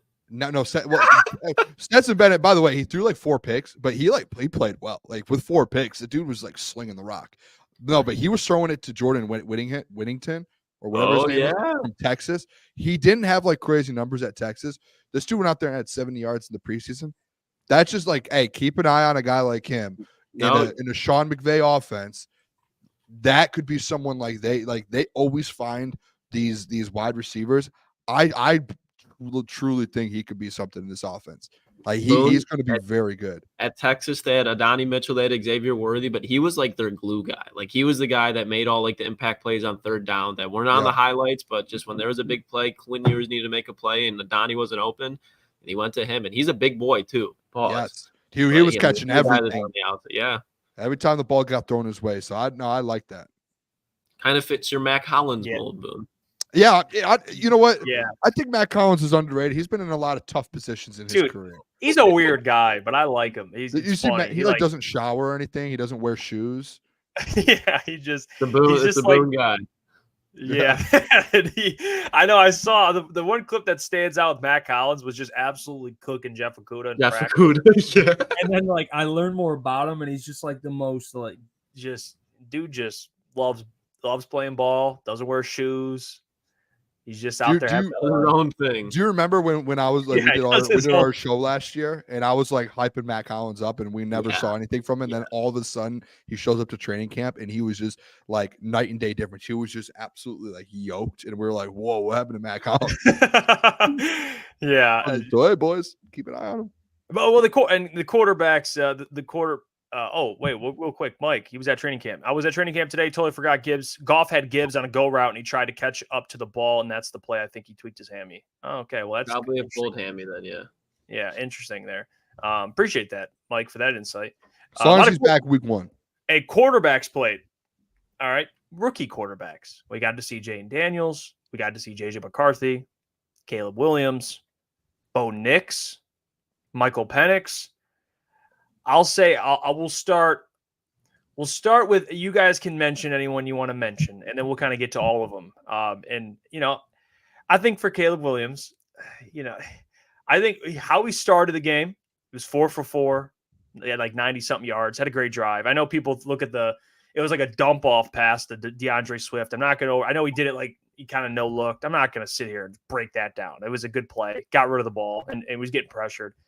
But he had a throw. And it was kind of the Jayden Daniels throw. I mean, Jayden Daniels had a beautiful throw downfield, but Caleb had a throw on the run. It was bootleg, came out and absolutely threw a dot. Like I know it's, again, preseason. I'm not going to overreact here. It doesn't make or break these guys. But you saw some of the flashes that's why they took him number 1 overall. Like, I'll reiterate that. I mean, the dude had some beautiful, absolute throw. I mean, he had 2 throws, one on the run and one in a small window, tiny window. It was nice. And then he had like 3 incompletions after that, and he was out of the game. So he was like 4 for 7. But I thought Caleb Williams had a pretty good debut. So he didn't make a bunch of mistakes. So he looked comfortable out there. Yeah, he made a mistake. The glaze. Hey, I mean, that's what you're looking for. You're just looking for flashes. And I thought Caleb had, a couple throws where I was like, yep, that looks about. He did. Right. I'll say this. I watched his drives. He had a couple throws where like, and he does, like, obviously he's mobile, so he's able to like move around, and that's where things get a little like, the Patrick Mahomes, they got him Josh outside Allen. the pocket. Yeah, like different from a Jared Goff. Or Jared Goff, he has to be in the pocket. And if he moves, it's tougher. Like Caleb has that where he can move and he can make throws on the run. He does though. Like I still saw, like you said, there were some bad incompletions, and there are some situations to where he's going to struggle a little bit. I think he's going to be just fine, but he's going to have he's not going to be CJ Stroud from last year. Like I'm not going to sit here and say he's No quarterback will though. No, but like he had a comeback route and he threw it and the defender was clearly in front of his the defender just dropped the interception and it was like right in the defender's chest and he just and the defender just dropped it and he got lucky as well that over the middle of the field there was a hold. So he, no matter if it would have been an interception, the hold over there, he just got lucky. Like he threw the ball not knowing that. And it was just a blatant, just bad throw, bad read, threw it straight to the defender. So, like, he is going to have rookie moments. And in camp, Jeff, I was telling you, like, there's been reports that he's thrown for 20 touchdowns, but he's also thrown for 15 interceptions in camp. And, like, if you watched Hard Knocks, which I think they might be out tonight or tomorrow, but if you watch Hard Knocks, they put some bad things in there because he is, like, he's a rookie. And that's what I've been trying to tell people. Like, he's going to be special in the NFL. First year, though, he's a rookie. He's still a rookie in the NFL. He's going to be learning a lot. He luckily has the weapons to offset it, though. I just hope the days of like rookie breakout games or just quarterback breakout games against the Detroit Lions stop. Like I'm with you, Booner, 100%. He's going to get in situations where he's going to try to do too much. Once the game slows down, that dude's going to be a menace. But you see with like even when Mitchell Trubisky was on the Bears, like his career games were against the Detroit Lions. The defense is better. But it's just still Caleb Williams, all those weapons. It takes one game for him just to get in a rhythm, and I think it's just that's all it takes. But who'd you have for your player, Boone? Yeah, who'd you have for your player? What do you mean? Well, my quarterback. Yeah, my quarterback. Oh, you guys know my quarterback already. I think the best quarterback in this draft class, and I think he's gonna have the best career. As I think Jaden Daniels. I'm so sad. I've been saying the Jaden Daniels thing since last year. He is. I get it. Like the Caleb Williams hype. Like I completely understand. Do you? I do. I get the hype. Like the thing with Caleb Williams is he's been hyped up for the last 3 years to be the next Patrick Mahomes, which I think is unfair. That's been the hype, and that's why Caleb Williams went 1-1. That's why everyone's talked about Caleb Williams, and I think with that, Jaden Daniels has been sitting in the shadow a little bit to where there are some people who have pushed back with me on Jaden Daniels saying, oh, well, when he was at Arizona State, he didn't look great. When he did this, when he was at LSU his first year, no, go back and still go look what Jaden Daniels did at Arizona State. Look what he did his last year here at LSU. That dude was putting up 600 or 700 rushing yards and throwing for a ton of yards and touchdowns. Like this guy, just go watch the film. I say it all the time. Just go watch the Jaden Daniels film. There's a reason he won a Heisman Trophy last year and Caleb didn't go back to back. Jaden Daniels is legit. And he got pushed under the rug a little bit because he was in the Caleb Williams draft class. And for years, it was known that when Caleb Williams goes to the NFL, he's going to be the next Patrick Mahomes. So there was no knocking Caleb Williams off of the first overall pick. There was no one in the world could have done it. But Jaden Daniels will end up being the best quarterback in this draft class. And if you watch the preseason game, that dude, Caleb Williams was elusive. He could run out of the pocket. He could make, Jaden Daniels was running everywhere. That man could throw. He's got an absolute cannon of an arm. He's accurate. And hey, just watch out. That's all I'm going to say. Jaden Daniels would be the best quarterback in this draft class. I still think Caleb will be Boone, but I think Jaden Daniels will be damn good. I agree with everything you're saying. I just think this is the only thing that I take away when it comes to Caleb and Jaden. I think Caleb's more built to play the pros. Not saying that Jaden isn't. I just think Caleb's a little bit more built to play in the pros. But my quarterback, fellas, I kind of alluded to it, and I said I want to do a hot take segment, but I'll think of another one is Spencer Rattler. He's going to be the starting quarterback of this team at some point this year. I think when you just look, and I'm not a Spencer Rattler guy either, but when you just look at, one, how poised he was, two, his mobility inside the pocket and outside of the pocket, he rushed for a touchdown. He had a game-winning drive. I just think consistently he was making pretty throws. His mechanics look spot on, and I just think he's a guy that no one's talking about because the Saints are probably going to be a bottom 10 team in the NFL this year, and there's not that much to root for besides Alvin Kamara and Chris Olave. But Spencer Rattler surprised me a bunch, and I think he's going to be a good quarterback in the NFL. I think if he reminds me, and I'm not saying exactly, but just watching him play early on, just how he played in college and just how he's built, he reminds me of like a mini Dak. And I don't think that that's crazy comp to make, just because when you look at the talent, like he was a highly recruited player out of high school, and then he just was a personality thing. It seemed like, and he didn't mesh with the locker rooms, but I think he's growing up now. He's going to become mature, and he's going to be in a losing environment. So that's going to give him opportunity to play. Like the Saints do not see Derek Carr as their starting quarterback for the future. And I think if Spencer Rattler can kind of take advantage of that, I don't think it's guaranteed he's a starter for the future, but for at least this season, I do see Spencer Rattler playing some games. Hey, A.T. Perry. Hey, A.T. Perry. Hey, your boy. Hey, he's making some plays out there. They've been looking for their next quarterback for so long, man. Yeah. I mean, to your point, though, about Spencer Rattler, I mean, there's a good, I mean, even Joe Milton. Joe Milton, I don't know. I really don't. It was a nice showing from Joe Milton, but those weren't like NFL plays. You know what I mean? Like, I get it was on a stage, but you're not making that against number one defenses. You're not running around like that on a Detroit Lions defense or 49ers defense. Nick Bosa is not. Yeah, Nick Bosa is not allowing that like in a game. Like you have guys like T.J. Watt will take you and throw you back. Like that's why you don't draft Myles Garrett.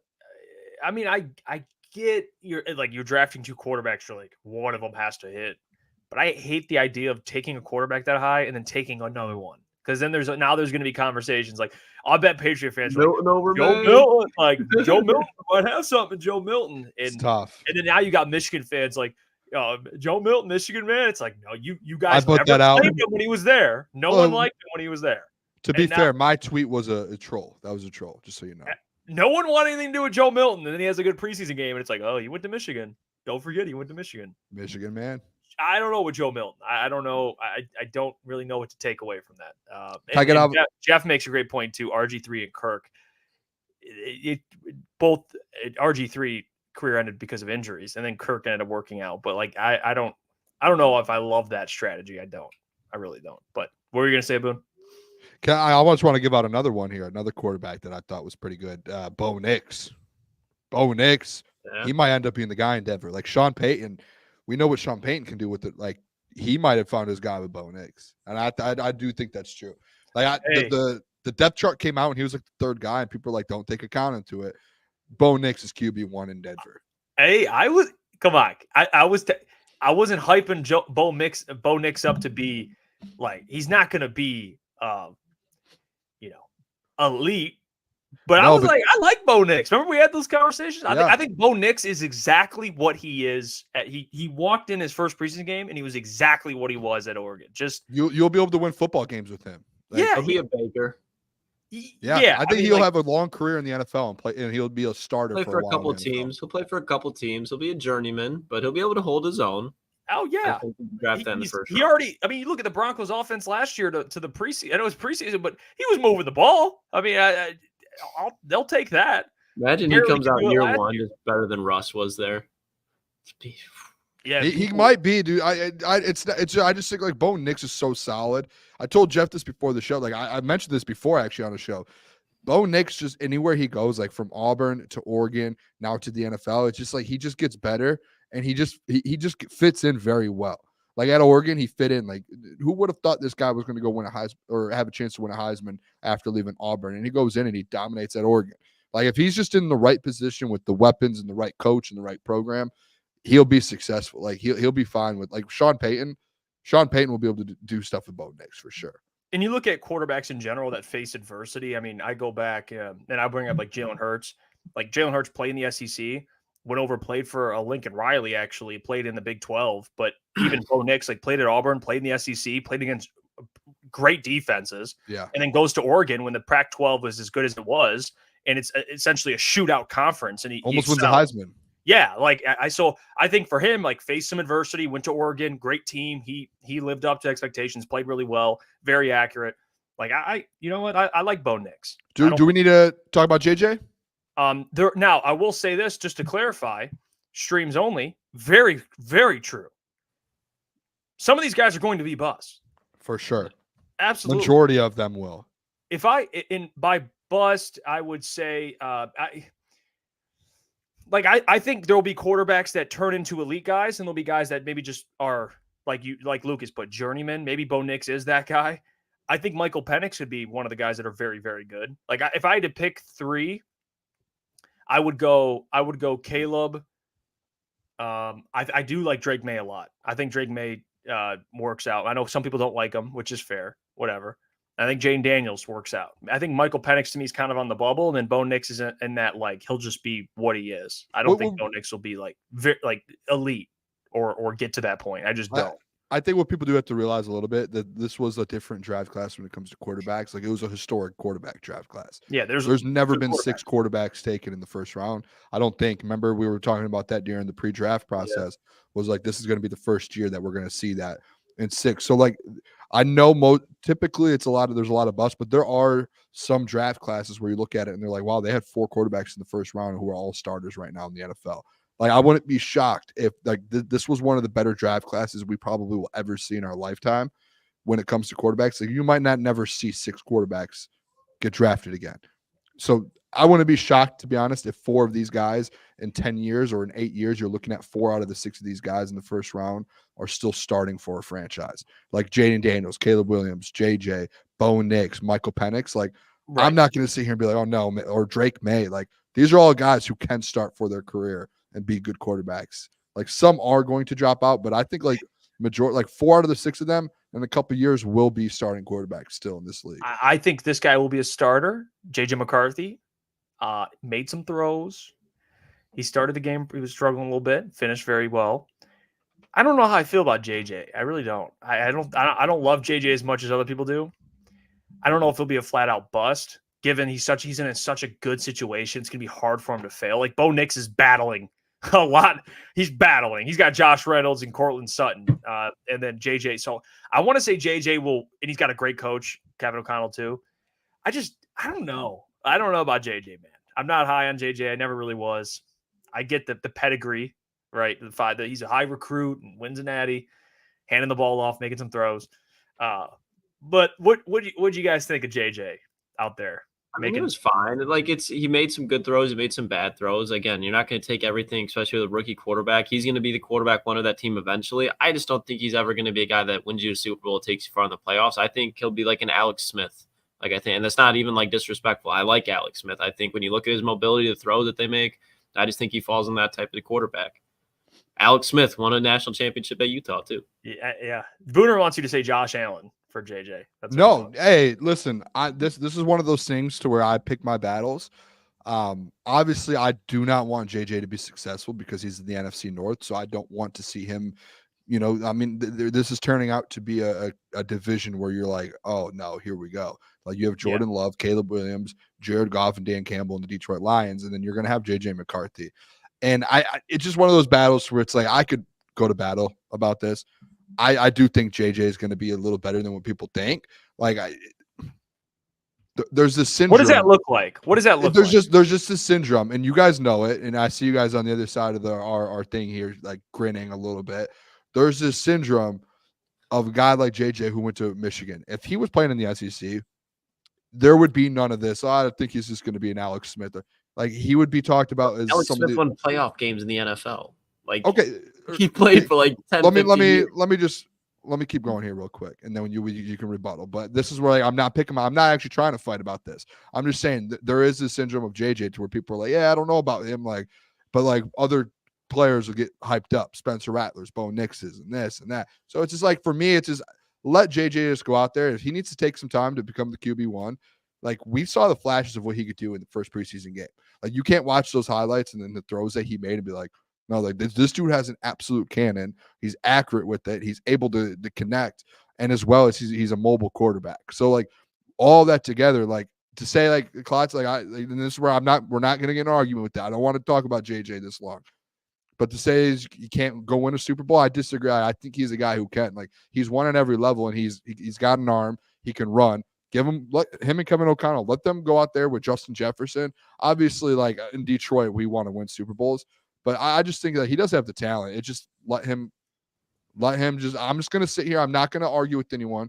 You can rebuttal. I'm not gonna even come back. You're just higher on JJ. I'm just saying. Yeah, I just think his ceiling's higher than. And I think there's a blanket over him because he went to Michigan and all the Michigan hate, and we know that. Like I know I'm a Michigan man, but let's just be completely honest. There are people who just don't like Michigan, which is fair. Like I will, as a Michigan person, I will say that is very true, and it's hey, that's fine. But like that there was that blanket of him that he did go there and it was a running game. There was this and that. That's always going to be over his head.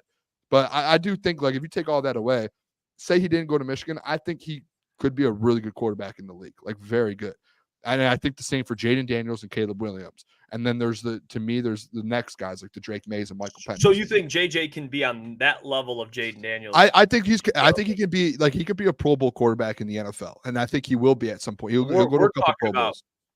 That I don't know if he'll ever compete for like an MVP, but I think there'll be times where he's Pro Bowlers and he's putting up numbers. Was like, Alex Smith a Pro Bowler? Yeah, Alex Smith was a Pro Bowler. Like this. Listen, this like is just like a thing, like saying he can't win a Super Bowl and all that. Like, that's where I'm like, that's just you, like people saying that because I don't see him being like, somebody that leads his team to a Super. I don't think that's where that's where I disagree, because some of his best qualities is leadership. Like, he's shown. I'm saying like Josh Allen, Allen, Joe Burrow, CJ Stroud. He'll never be one of those elite guys, in my opinion, that you can say, oh, because you have this quarterback, you have a chance to win a Super Bowl. I think JJ McCarthy's gonna be a guy where if you get a piece or two around of him and a good defense, he can be a guy that can take you far, but he's not going to be the reason why you're going that far. Yeah. By the way, I just want to say this again.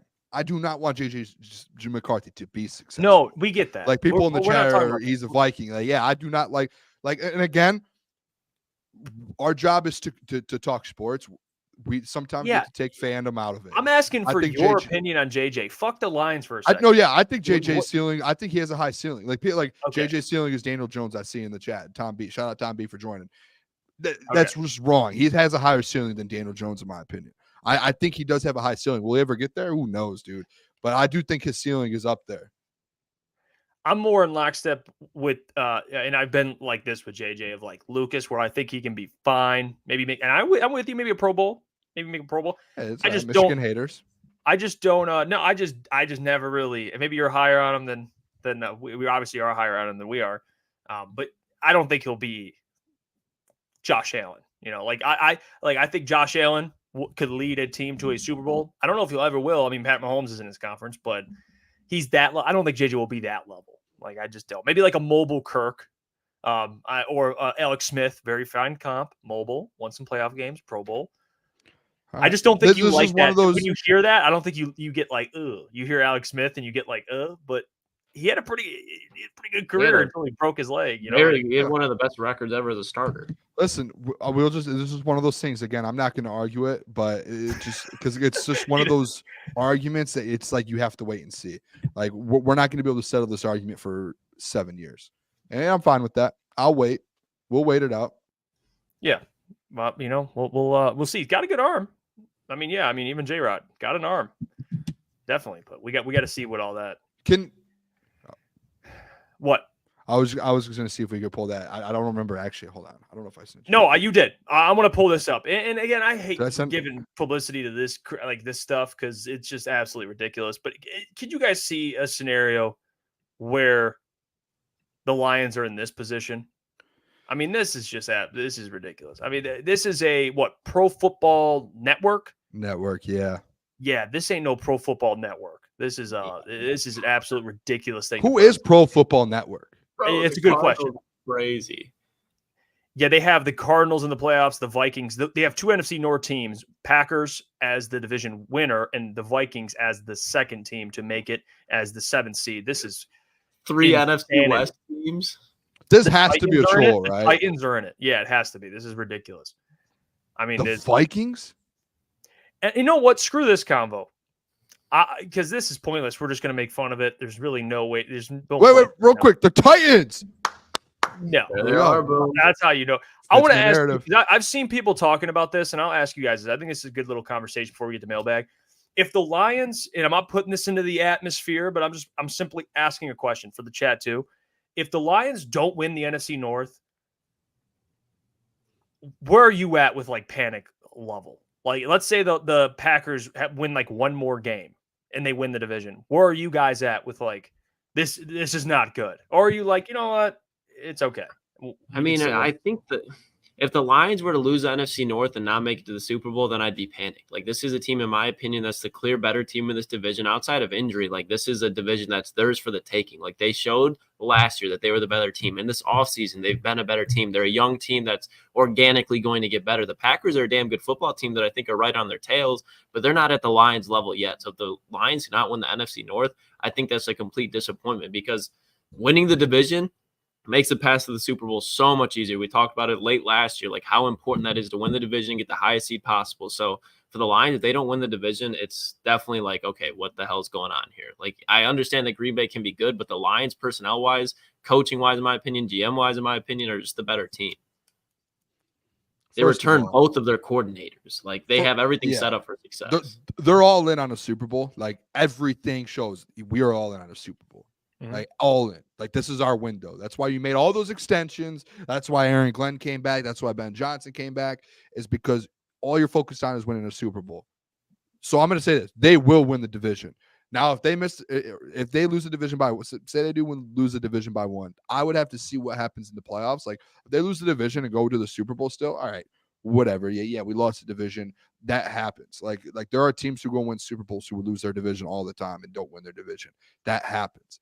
But I think it's something to where you are in your window now, and I've talked about the window for the Detroit Lions a lot. 5-6 year window, multiple Super Bowls. I think that's a window like how the Packers dominated for so long with Brett Favre, with Aaron Rodgers. You have to go out there and dominate, and you have to consistently win the division, and you have to like plant your flag. Like, we run this division now. Like, this is our division. I don't care if you have Jordan Love. I don't care if you have now Caleb Williams, JJ McCarthy, whatever's going on in this division. I do not care. Go dominate the division. Go win the division every single year. Like, that's the expectation. And now they're not going to win it for 6 straight years. Like that, I don't know how many teams have done that.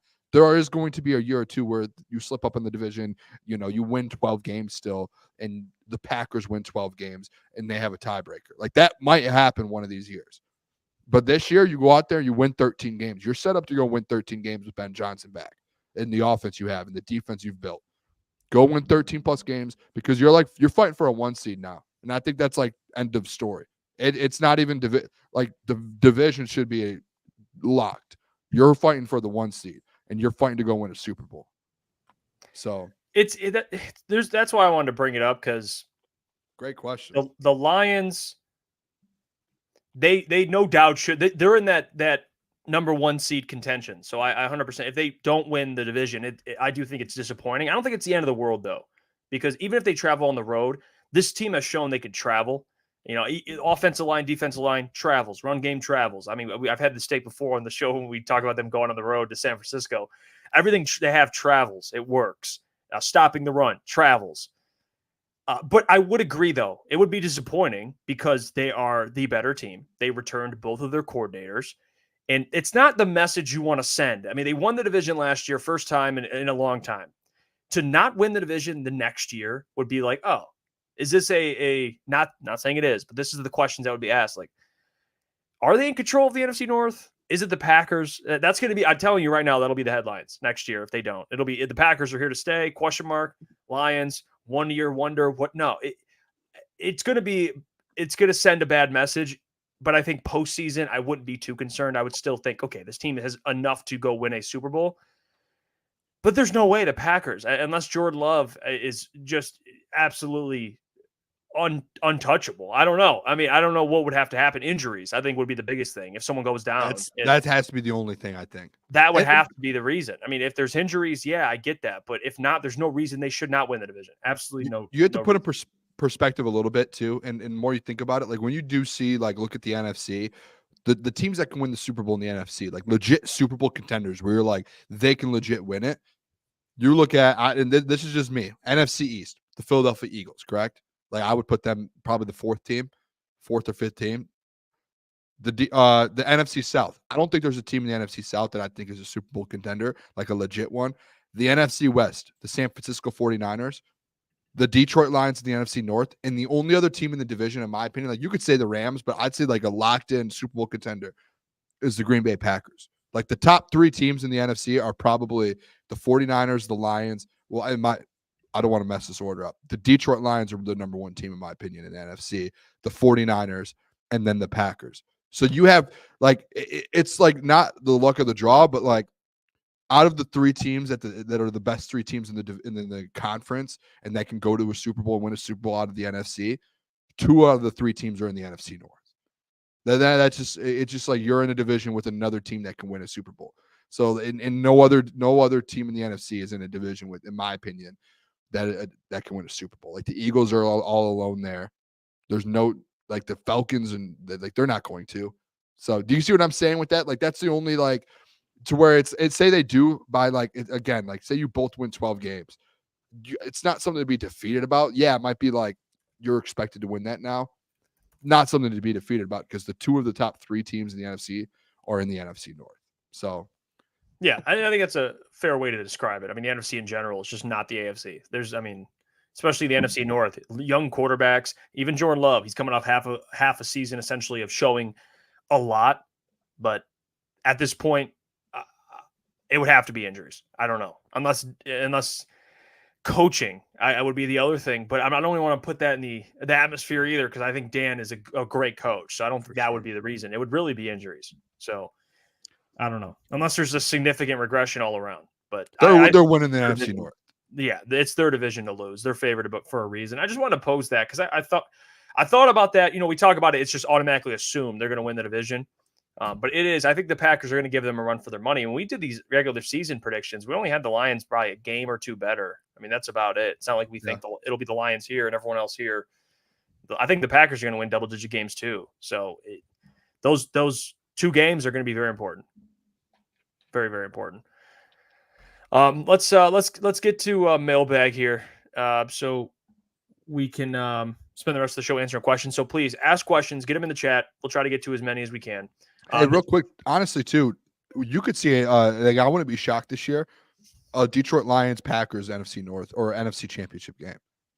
Yeah, that's very, very, very. I'd be so nervous for that. Me too. That'd be insane. But like I would not be shocked. Like it almost happened this year because the Packers were about to beat the 49ers. They should have beat the 49ers. I thought they had the 49ers beat. So like you almost had it this last year. Like I wouldn't be shocked this year if you get it. Yeah. I saw a question. Mr. Detroit City Mailbag, what color nail polish does Caleb use week 1? I don't know. Maybe 2 of them would be blue and orange. I don't know. Are you going to paint your nails week 1? No, I would never do that. It's not my flavor. Yeah, whatever he wants to do it. Is there a bet that we could ever do to get you to paint your nails? No. Oh, we'll think of something. I'll think of something that you're just overly. I'll find something. Hell no. Just has to be for one show. One show. No, I not painting my nails. Let's get you right. Eyeliner? No. Eyeliner would be worse. Eyeliner would be worse than nails. No, I don't know who you think I am, but no, I know. I don't know who you think I am. No. Who do you think you are? If you want to paint your nails, go ahead. I'm not doing it. All right, imagine my dad pops tunes, he tunes in. He'd be like this. You'd hear it pounding on the door. Yeah, he would drive over here and just he would be that'd be a whole nother thing. Let's get to the next question here. I see this one. ETN Mailbag, when will we do a crunch time fantasy football draft? Get in the work soon. I'm trying to think of how, because there's gonna be a lot of people want to join. That's why I think it's just smart if we do like daily and like. We actually had a conversation with some people about a whole like a league situation here, so we're able to get all of the listeners involved, and it's like a whole season long kind of fantasy situation to where I don't know. Can we say the name, Jeff? Because I don't know. Like, So I don't know if you guys remember last year, if you guys followed us where we were before, but the Locker app, they reached out to us and they want to do a crunch time, all of the listeners and everyone who watches us, a full like season long thing to where everyone puts in a certain amount of money. There's a certain buy-in and all year long. I don't know if it's not really like a fantasy thing, but it's something for everyone to get involved in. To where it's like we're always like it's live questions during a game, like drives, like Yes, there'll be a question. It'll be like who catches the most passes on this drive. It'll be like Ahmed Ra at like certain odds, and then you pick an answer, and then whoever gets it right, you move up the leaderboard. So And it's you're a like season-long football leaderboard. questions for drives and like, Yep. who gets more rushing yards, David or Jameer this drive, and so on and so forth. And if you get to the gold, if you're at the top of the leaderboard at the end of the season, you'll get a chunk of that money. But you can have as many people in it as possible. It's not like fantasy where that's what I like about this better is we can have 100 Everyone people. involved. Yeah, like The fantasy's tough because we have to like pick and choose who to get in it, and it's tough. But this is like everyone's involved. We're going to be involved. The people in the chat will be involved, and every single week, if there's new people who watch this week 3, week 4, they can hop in and still win some money and do it. So that's kind of I think the way we're kind of turning towards it, because a league is tough. Like and like we have so many people who would want to join. I feel like it'd be tough to get people involved. yeah. So we'll probably start that this next week. This comment has me dead. I'm bringing it up. Sports Talk at 10. Can someone fix Jeff's lineup? Holy fuck, what is he doing? Well, let me explain. Shave my head. This is terrible. I'm trying to get back to longer hair. So I'm in this stage right now where it just looks absolutely awful. So I'm taking accountability on it. It looks bad. Like this is it's rough, boys. I'm not gonna lie. Hey, it's just in that inconvenient stage, Jeff. It's all right. Yeah, this is not ideal, but that comment made me laugh, so I want to bring it up. Yeah, it's I got to get right. Yeah, I'm going to a barber this week. We're gonna fix them. But let's see here. Next question, Mr. Detroit City Mailbag. How long before Caleb comes out supporting Harris? Okay, we're going to move on from that one. Do you not read the questions before? Hey, it's fun that way. No. You never know what they're going to ask. Fuck it. No. Let's see. Tyler, Mailbag. As a deaf person, I appreciate Booner sign language throughout the episode so I can follow along from Canada. I use my hands a lot. I'm Italian. I saw another one saying who's more of a JJ Gobbler, Jeff or Booner. I don't know why I'm in that. I just stated how I don't think he's going to be Probably Jeff. No. I think I agree with Booner actually after this one. Very high on him after preseason game. Booner says he needs to develop a little bit. I think you're more on the JJ right now train. Booner's like down the road. Immediate future JJ, Jeff believes in, I think, a little bit more. Like the way you're talking about what? That is that's just spinning the narrative. I'm not like low on JJ, but I'm pretty low. I'm not as high as other people. I'll just say that. Got an arm on him. Hey, decent arm. Decent.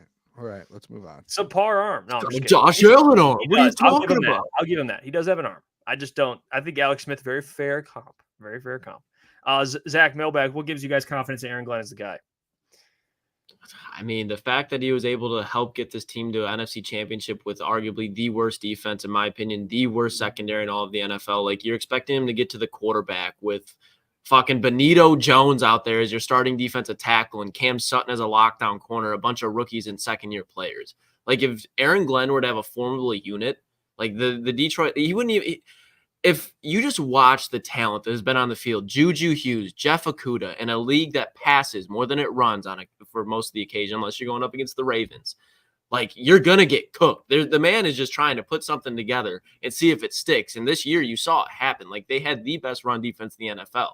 And it wasn't like an elite talented defense. Like, yeah, he's going to have the worst secondary, but he's got to make adjustments, it seems like, every other quarter just because the other teams find ways to cook the secondary. So when you see a team that bend but don't break defense like that with that lack of talent, like, you got to respect it a little bit. Fair enough. Hey, great, very well said, Klotz. Yeah, nothing to add there. I'm sorry. These guys, I just read sometimes, they just make me laugh. Like, Mike K, Mailbag. If you're Brad Holmes, do you make the call on Judon? Do you think they were a team that checked in on Judon? I think you have to call, right? I'm in the boat. Brad Holmes has to. I know that Hassan Reddick I said no on. I think I'm all in on bringing Matthew Judon back here into Detroit. Get that man in Detroit. Bring him home. Honestly, sign it if he needs to sign it. Wants to sign a 2-year deal, extend him for 2 years and do that, and then you could figure out all the number. You have cap space to work with. I don't know how much he's asking for, but I think you would be able to get something done, especially like he's from Michigan. He grew up here. He went to college here. I know you don't want to put too much account into hometown discounts, but I think he would be like, I would love to come play for the Detroit Lions for 2 years to try and win a Super Bowl at the end of my career. And I think he would be able to, like, him on one side, a healthy Matthew Judon and a healthy Aiden Hutchinson. and then you have Marcus Davenport, James McNeil. Houston. You right away. That defense is. I'm not going to guarantee it, but I can almost say that I'm sure Brad Holmes called about Daniil Hunter last year. I'm pretty sure he's probably called about Matthew Judon. You're talking right now, Boone. You're talking. I'm all in on Matthew Judon. I like that. I'm all in. And I may. Never mind. I'm not going to say that. Never mind. I'm gonna hold off on that. I don't know if that was I did the comment. I told you about it, Jeff. I think classic Jeff. I don't know if that was a public thing. So I'm gonna say that. Oh yeah. Okay. I get you. Sounded good though. Let's see. Panda Sam Mailbag. If Ukwu and Isaiah Williams don't make the 53 man, do they have to go play in the UFL because they got drafted there? I don't think so. I think once you come to the league, I think that's gone. You don't have to play anywhere. Yeah, it's not like the military. Like they're they can be like, nah, I'm good. Unless you have like a contract that goes for a certain amount of years. But I think with the NFL, I think once you if Ukwu and Isaiah Williams don't make the roster, they'll get put on the practice squad instantly. Yeah, someone might pick them up. Paying Isaiah Williams like damn near $1 million to be an undrafted free agent. They're keeping him around. Yeah. How much do practice squad guys make? Probably just depends on the deal. Yeah. It's not Like really how good of a player there's a you are. minimum. I think it's like, and it also depends on the position, but it's not like a crazy amount of money, but it's still good money. Like you're making good money. Like I was just thinking of like the incentive to play on a practice squad. Like especially if you're like kid. I'm sorry. Here we go. I got it. Practice squad players make $12,000 per week or $216,000 for 18 weeks.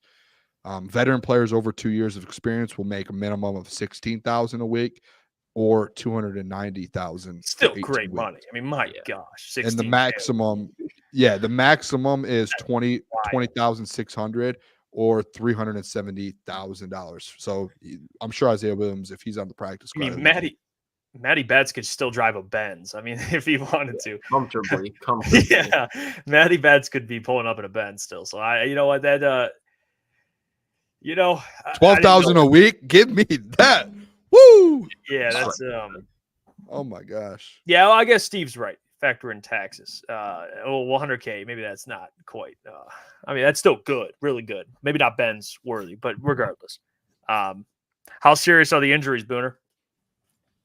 The only one we know, we really don't know. We could go through it real quick again here. The Jahmyr Gibbs. One more time. Yeah, I'm gonna pull up my tweet here. Should I share my screen? Yeah, go ahead. Let's see Booner work this year. I want to see this right TD Boone. Let's see. He's focused.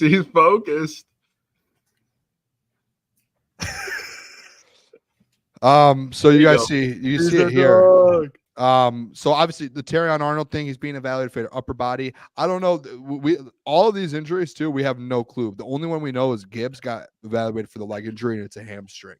They didn't say how long it's going to be, how serious it is. I'm sure after practice he went and got an MRI and they're trying to figure out the severity of it. Hopefully it's not a tear and it's just anything. Aleem McNeil, the Aleem one's interesting to me, fellas, because Aleem was not practicing yesterday. I don't know if he was. I think he was just not even out there. And then today as well, there was something with it, and there's no update on that. And then Rakestraw is an ankle injury, and none of these injuries. There's no updates. We probably have to wait until tomorrow morning until Dan Campbell's back on the mic, and I'm sure those are going to be all the questions asked. Will be Arnold, Rakestraw, and Gibbs, and Aleem too. Yeah. At Gibbs injury is what's psyching me out right now. I don't think it's gonna be anything major, especially like if he's running like a wheel route or something like that. Like they were saying, person that was at the camp, he probably just pulled a hammy, but it's still just concerning to have early on in the year because those are the type of injuries that just linger. You know what I hate? Times. I hate accounts, and I get this as part of the internet, but people that make those fake accounts and report news, they'll imitate. Is that the right word? Yeah, imitate. Imitate. I don't know. I'm thinking like, and you get intimidate and whatever. Regardless, imitate other accounts. Intimidated right now? Not by you. I'll tell you that. Not by you. Imitate. Imitate other accounts. Like a guy, was a reporter. You know how they do that? And it said Jahmyr Gibbs tore his ACL in practice or something. And I obviously I've seen enough of it. I just clicked on his profile, but it was like people were I got a McCaffrey got traded to the Cowboys one today that made me just When you text me that, dude, I Yeah, thought I missed something, and I was like, dude, "What's going on?" I was like, "What is going on?" Because I sent you boys a screenshot. I was like, "This can't be real." What was the alert? Like, It was just what like app on is my that from? news, like on like iPhone. It was like under the news, and I You never need get to news report. notifications. Like it was the most random thing in the world. Yeah, you need to report that. I don't know who would have like. There must have been like a hack on the Apple Something. News. That's crazy. I'm like, well, you guys, a bunch of sickos that just spend time making fake news. Like I especially how fragile Lions fans are right now with injuries. You just put out there, you have the kahunas to put out there that Jameer tore his ACL. Like, why? Come on, dude. It's messed up. All right, we'll get out of here. Crazy. Appreciate you guys so much for joining, listening, even making fun of my haircut. I love it. Actually, no, I need a haircut with my hair. Yeah, I think I need to. Yeah, we should all go. We should all go back and get one. Go put on a hat, bro. Hey. Yeah. Hey, you're being honest, Jeff. You're not hiding a thing. It's all right. No, I'm not gonna. No, I need a haircut. It's been a couple. Go weeks. like this. Go like this. Put your head down. Is that a colic back there? The colic. Dude, it's bad. I can't wait for my hair to grow back. Big mistake. But hey, until tomorrow, appreciate the you guys. mullet's coming back. Hey, appreciate you guys so much. Thank you guys for tuning in. We'll be back tomorrow, and then of course you guys know Tuesday and then Wednesday John Macroon. So come back for that as well. Until tomorrow, take care, everyone. Subscribe. Love you guys. Tell a friend, and we'll talk to you tomorrow. Peace.